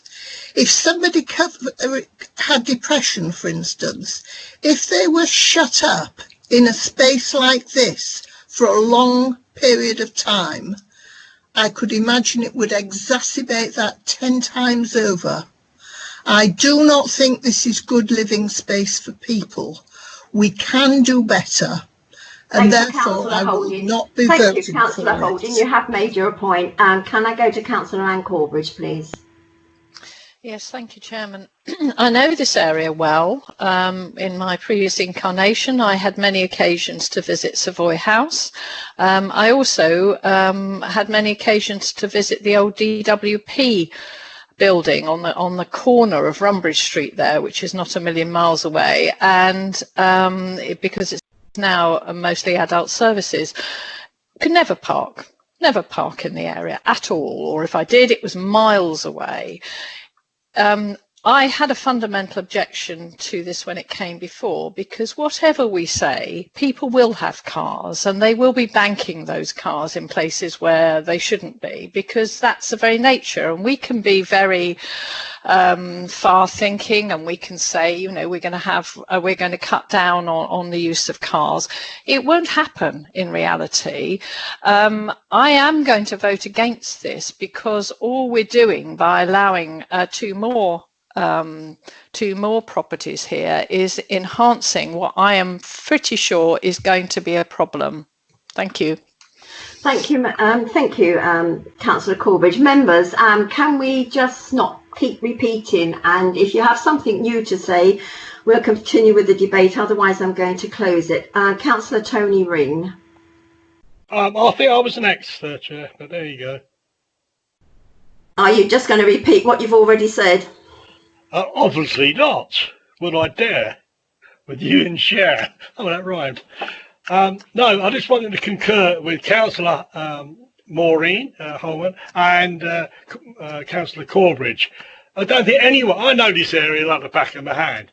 I don't think anyone can argue with those points that Maureen put and Councillor Corbridge put. You can't argue against it. And one of the previous councillors said that although it's car free, I can't remember who said it now, in their area it was car free, but they did get cars and then they moaned because there's no parking places. So I'm not sure how I can, if I can vote positively for this one, because I have commented on it rather a lot, as you may agree, Chair. Thank you very much. I'll go to Tony Ring and then Joe Riley, and I'm closing the debate. Thank you. Thank you, Chairman. Just to dwell on, I find myself agreeing with Councillors Bennison and Wade in terms of providing accommodation, whatever the pros and cons of it. But again, as Councillor Corbridge said, in the longer run, people will move in there with cars. We heard earlier that the cinema building and the associated car parking spaces there is within control of the same owners. Is it within our power in terms of conditions to ask for, to ensure that at least some spaces, which I believe there are some vacant ones there, within the car park of the old cinema building be allocated for residents of the new development? I do think this was covered in the last application, but I don't know if Claire Upton Brown wants to come in on this one. Yes, members, just confirm to you that you have what you have in front of you to determine. So the red edged area is your application site, and you need to make a decision based on what is being presented to you. You cannot impose conditions requiring things to be provided that are outside the application site. Thank you very much. Well, Members, thank I you, think Claire. we've spent quite a lot of time. Sorry? Somebody say something. We've spent quite a lot of time debating this, and so I'm going to bring it to a close. So I'll go back to Mr. Lees. You have 1 minute.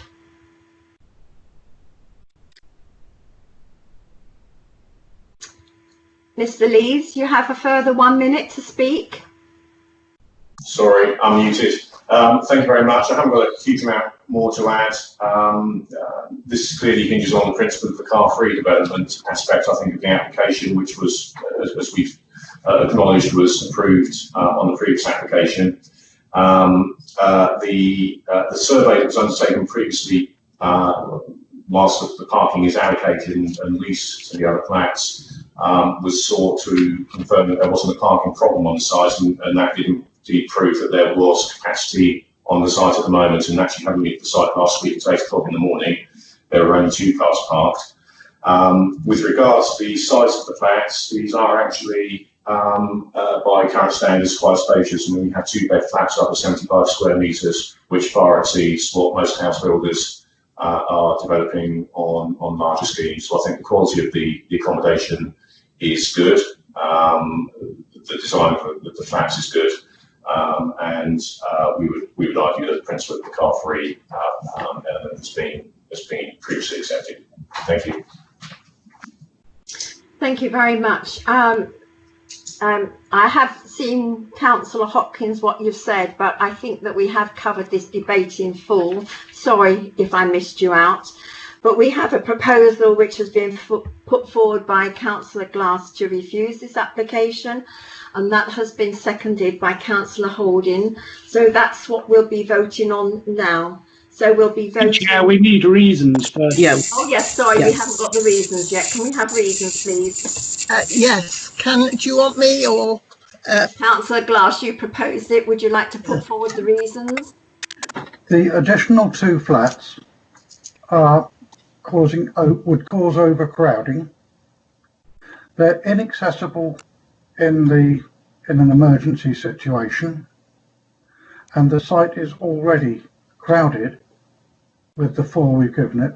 So I'd say the main thing is with 6 flats, it's overcrowded, and the accessibility of flats is not good. Can I bring in Claire Upton Brown, please? Yes. So, members, in forming that reason for refusal, your emergency service, you haven't got any basis for that as a reason for refusal. So in terms of your overcrowded, what is it that you're actually looking at to demonstrate why it's overcrowded? Because it needs something there rather than just a statement that it's overcrowded. We had difficulty fitting the 4 in some time ago. Well, there's already a permission for 4, so... yes, we've got that. 6 make it cramped and contrived. Increase on the 4 we gave it. But what's the planning? Overcrowding. But what's the planning harm? We need to have a little bit more depth to that. The planning harm is to the health.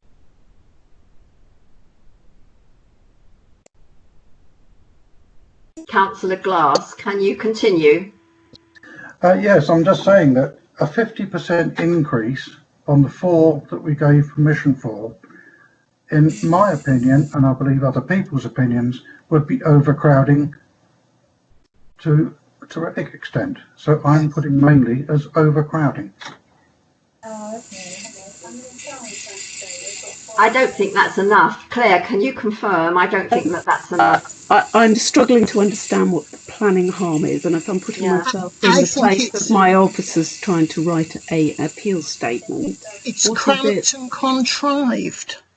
But what is it that my officers are going to try and demonstrate to a planning inspector that makes this form of this development unacceptable?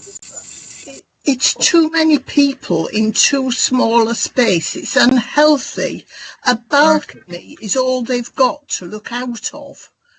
There's no space, no living space. But we have no policies that prevent people well, if we having that,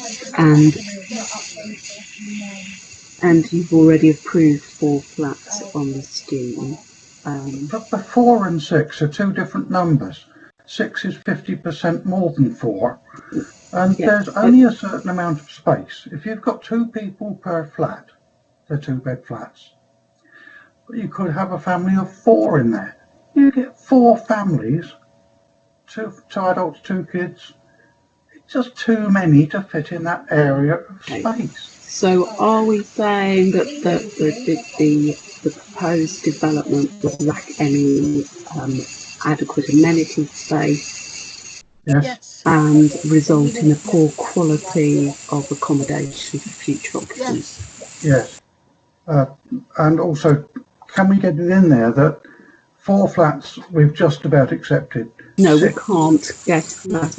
We need a precise reason for refusal that identifies planning harm. So you need to relate it to your policy and identify what that harm is. 6 are too many and it's cramped. We tried, but as long as we can turn it down, because I think it absolutely... Well, I'm only trying to advise you on what your reason for refusal might be that the committee can vote on. Yeah. My advice to you is that this is not a robust reason for refusal, because my recommendation is the one of approval. Yeah, what I've heard about the reason for refusal then that members of the ART vote on is that the proposed development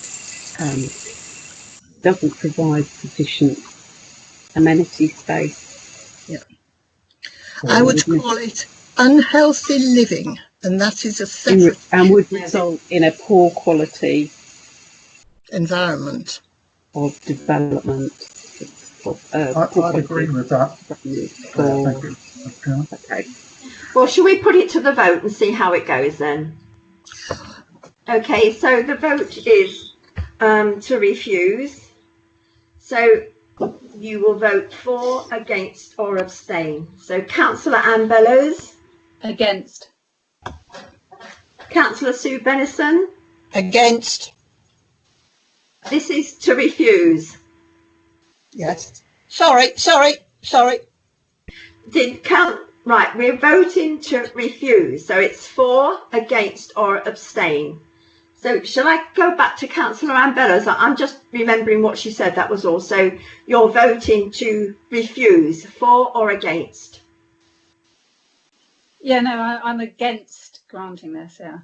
You're against granting it? No, I'm against refusal. Because it's we've already granted yes, okay, fine, thank you. I just needed to understand that, thank you. And Councillor Sue Bennison? Yes, I was confused by that. I am against refusal. Yeah, okay. Councillor Hilary Brand? For. Councillor Ann Corbridge? For. Councillor Kate Crizell? Abstain. Councillor Arthur Davis? Yeah, because of my interest, I'm going to have to abstain against my... Councillor Barry Dunning? Against. Councillor Alan Glass? For. Councillor David Hawkins? Against. Councillor Maureen Holden? For refusal. Councillor Christine Hopkins? Against. Oh, he's not here. Councillor Joe Riley? Abstain. Councillor Tony Ring? Against. Councillor Ann Sevilla. Against. Councillor Michael Thierry. For refusal. You're voting for refusal. Okay. That's yes. Councillor Beverly That's Thorne. against. Councillor Malcolm Wade. Against. And I'm against. So that has been lost. Chairman, can I propose that we grant this application, please? And Chairman, can I second that? I'll second. Okay. Yes, what was the numbers for that vote, please? Yeah. 9 against and 4 for. No, can we ask Democratic Services, please, Yes, to confirm please. that? Just bear with me a moment, please. Sorry, Chairman.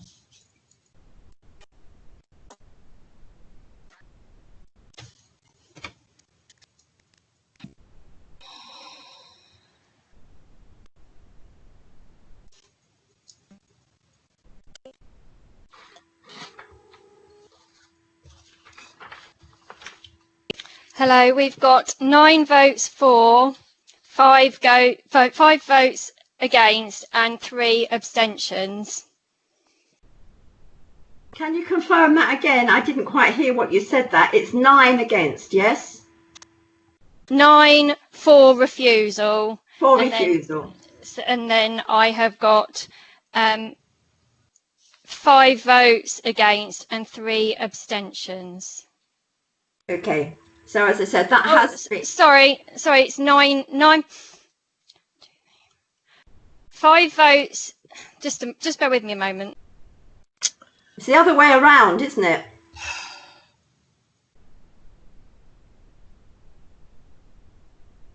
You had 9 against the proposal, so that was... Correct, Chairman. 9 voted against refusal of this application. Yeah. And by my reckoning, 4 voted for refusal of this application. Can Councillor Bennison keep quiet and let the chairman run this meeting, please? Sorry, I'd like to clarify. It's 5 votes for. Yeah. 9 votes against and 3 correct. abstentions. So that doesn't carry the motion to refuse. So we'll That's need correct. to go back and have a further motion. Thank you very much. So we've now got a proposal to accept the recommendation, and that was by Councillor Bennison and seconded by Christine Hopkins. Christine Hopkins. That's right. Yep. Okay, thank you. So we'll go back to that vote again. So we are now voting to accept the recommendation. Councillor Ann Bellows. For. Councillor Sue Bennison. For. Councillor Hilary Brand. Against. Councillor Anne Corbridge. Against. Councillor Kate Grisell. Against. Councillor Arthur Davis. Abstain. Councillor Barry Dunning. For. Councillor Alan Glass. Against. Councillor David Hawkins. For. Councillor Maureen Holden. Against. Councillor Christine Hopkins. For. Councillor Joe Riley. Abstain. Councillor Tony Ring. For. Councillor Ann Sevilla. For. Councillor Michael Thierry. Against. Councillor Beverly Thorne. For. Councillor Malcolm Wade. For. And my vote is for. So can we confirm that, please? Democratic Services.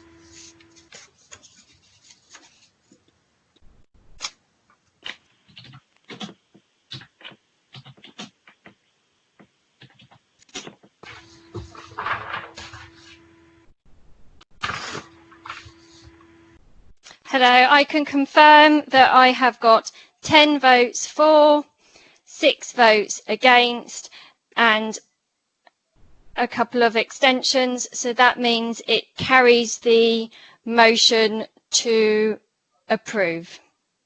Thank you very much. I'm sorry about that, members.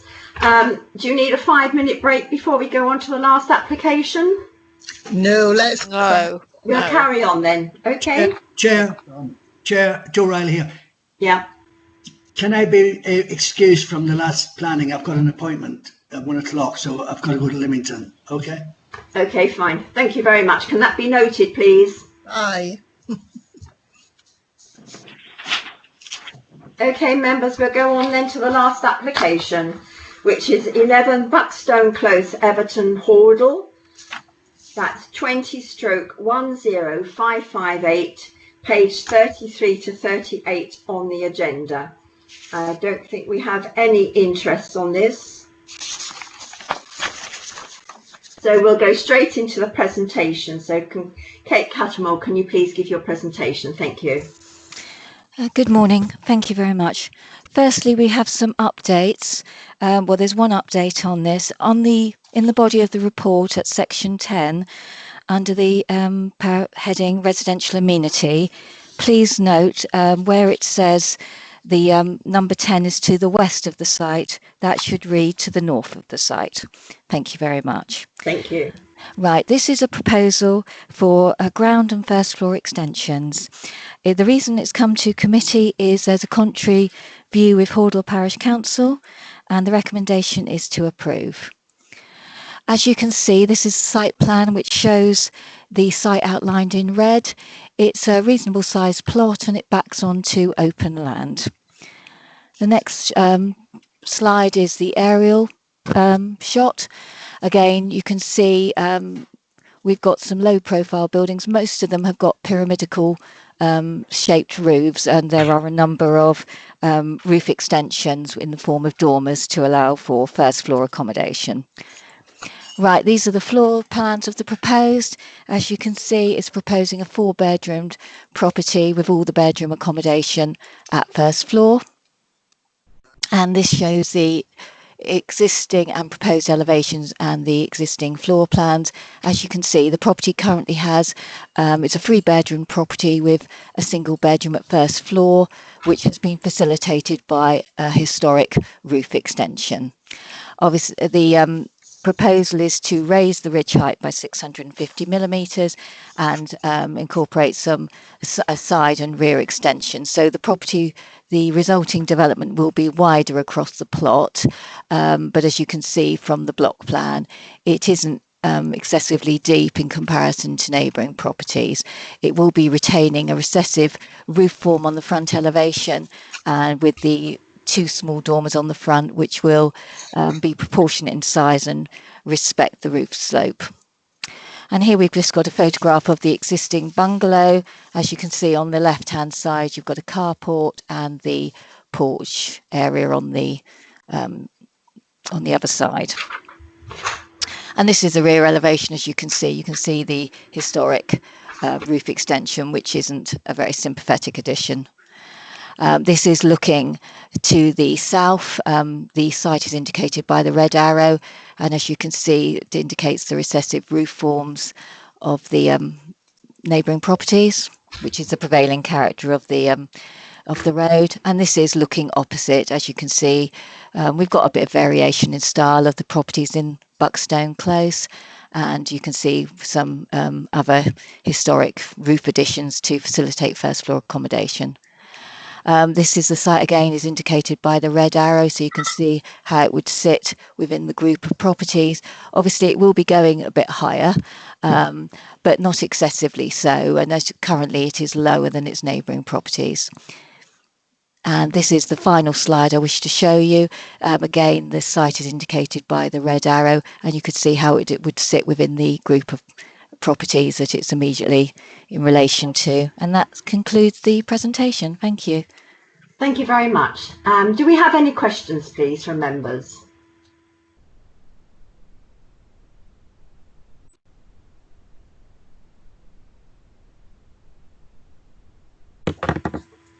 Members, there's no questions coming up. In that case, I'll go to Mr. Matt Austin. You have 3 minutes to speak. Thank you.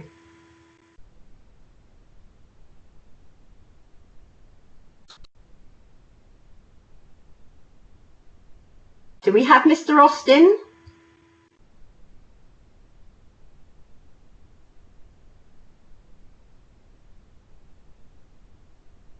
It looks like he's in the meeting and he's not muted, so just try again.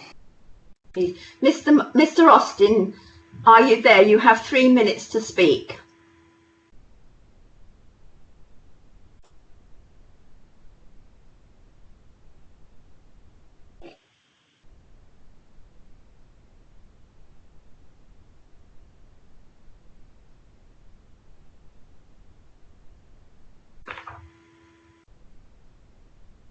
Mr. Austin, we are waiting for you. You have 3 minutes to speak.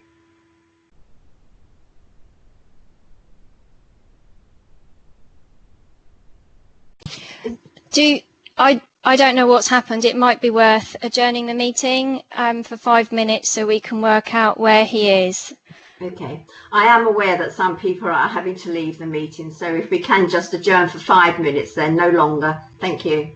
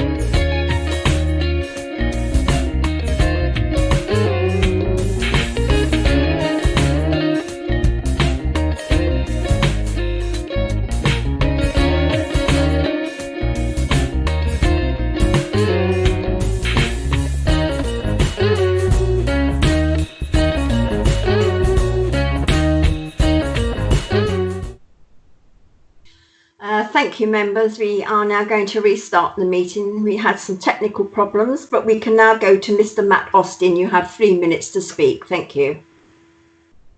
Good afternoon, committee members. Thank you for your patience there, waiting for me with some issues there. I'd just like to keep my presentation short and hopefully to the point. The impact on residential amenity. The proposed footprint is shorter in length than both of the neighbouring properties, number 10 and 12, increasing the existing width by only 1 metre. It provides 1.2 to 1.8 metre space to the boundaries, Being a chalet style bungalow with low eaves and all of the roof leaning inwards, it would not affect light to the neighbours. There are no side dormers overlooking, so privacy is not affected. Only one bedroom roof light has clear glass for a means of escape. Wall to wall, number 11 will be in excess of 3 to 5 metres away from neighbouring properties.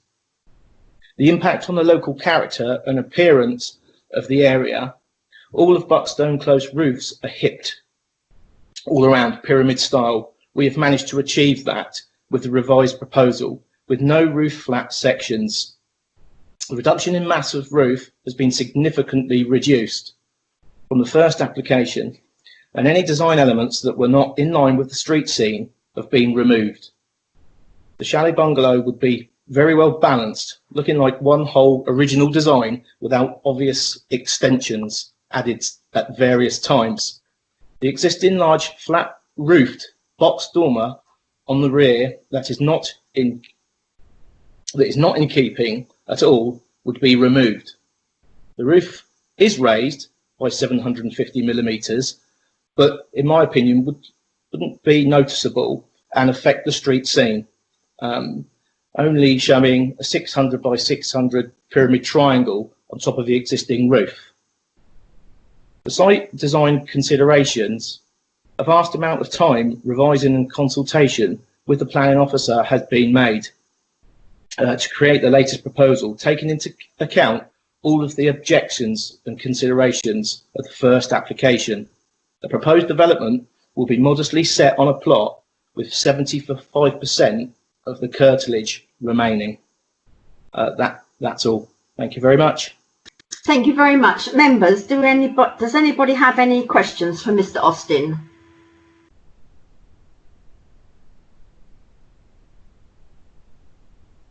In that case, we'll go straight into debate. Members, we are now in debate.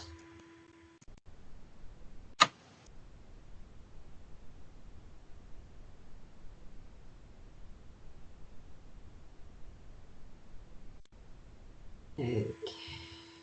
Councillor Ann Sevilla. Yeah, I've got in again quite early on. I think the gentleman has worked very hard to try and produce a building extension on a building which will be more in keeping than it previously was. It's a large enough plot to take this. Obviously there is open space behind it. I see absolutely no planning considerations which would lead to us to refuse this. So I would like to propose that we accept the recommendation on the paper. Thank you. And I would second that. I would second that. Right, sorry, I would who's seconding? Me, Maureen Holding. Maureen Holding is seconding, okay. Okay, can we go to Councillor Sue Benison? Thank you, Chairman. Yes, I think this is an improved application or an improved design for this property. I also was going to propose accepting the recommendation already been done. Thank you very much, Chairman. Thank you. Councillor Malcolm Wade. Chairman, I was just going to say this is totally innocuous. There's nothing wrong with it at all, and I support the recommendation. That's all. Thank you very much. Councillor Dunning? Yes, I'd like to. I like what the applicant has done, that they've actually gone for a pre-app advice, and so yes, I'd like to propose that as well. I think it's a great thing. Thank you. Do you want to add anything, Maureen Holden? Just to say it's a lovely application and I'm fully supporting it. Thank you very much. There doesn't seem to be anybody else that wants to carry on with the debate, so we'll go back to Mr. Austin. You have 1 minute. I have nothing further to add. I appreciate everybody's comments and support. Thank you very much. Thank you. Then, members, we will move to the vote, and it's recommended to grant subject to conditions, and that has been proposed by Councillor Sevilla and seconded by Councillor Maureen Holden. So you're voting for, against or abstain. So can I go to Councillor Ann Bellows, please? For. Councillor Sue Bennison. 4. Councillor Hilary Brand. 4. Councillor Ann Corbridge. 4. Councillor Kate Crizell. 4. Councillor Arthur Davies. 4. Councillor Barry Dunning. 4. Councillor Alan Glass. 4. Councillor David Hawkins. 4. Councillor Maureen Holden. 4. Councillor Christine Hopkins. 4. Councillor Joe Riley. He's gone. Oh, I think he's gone, yes. Councillor Tony Ring. 4. Councillor Ann Sevilla. 4. Councillor Michael Thierry. 4. Councillor Beverly Thorne. 4. Councillor Malcolm Wade. 4. And I'm 4, so that's unanimous. That has been passed. Thank you very much. It's been granted. Thank you very much, members. That brings this committee to an end. Thank you all so much for your patience, especially as it's been really, really hot. I hope it's not so bad next time round, but thank you all again. Chair,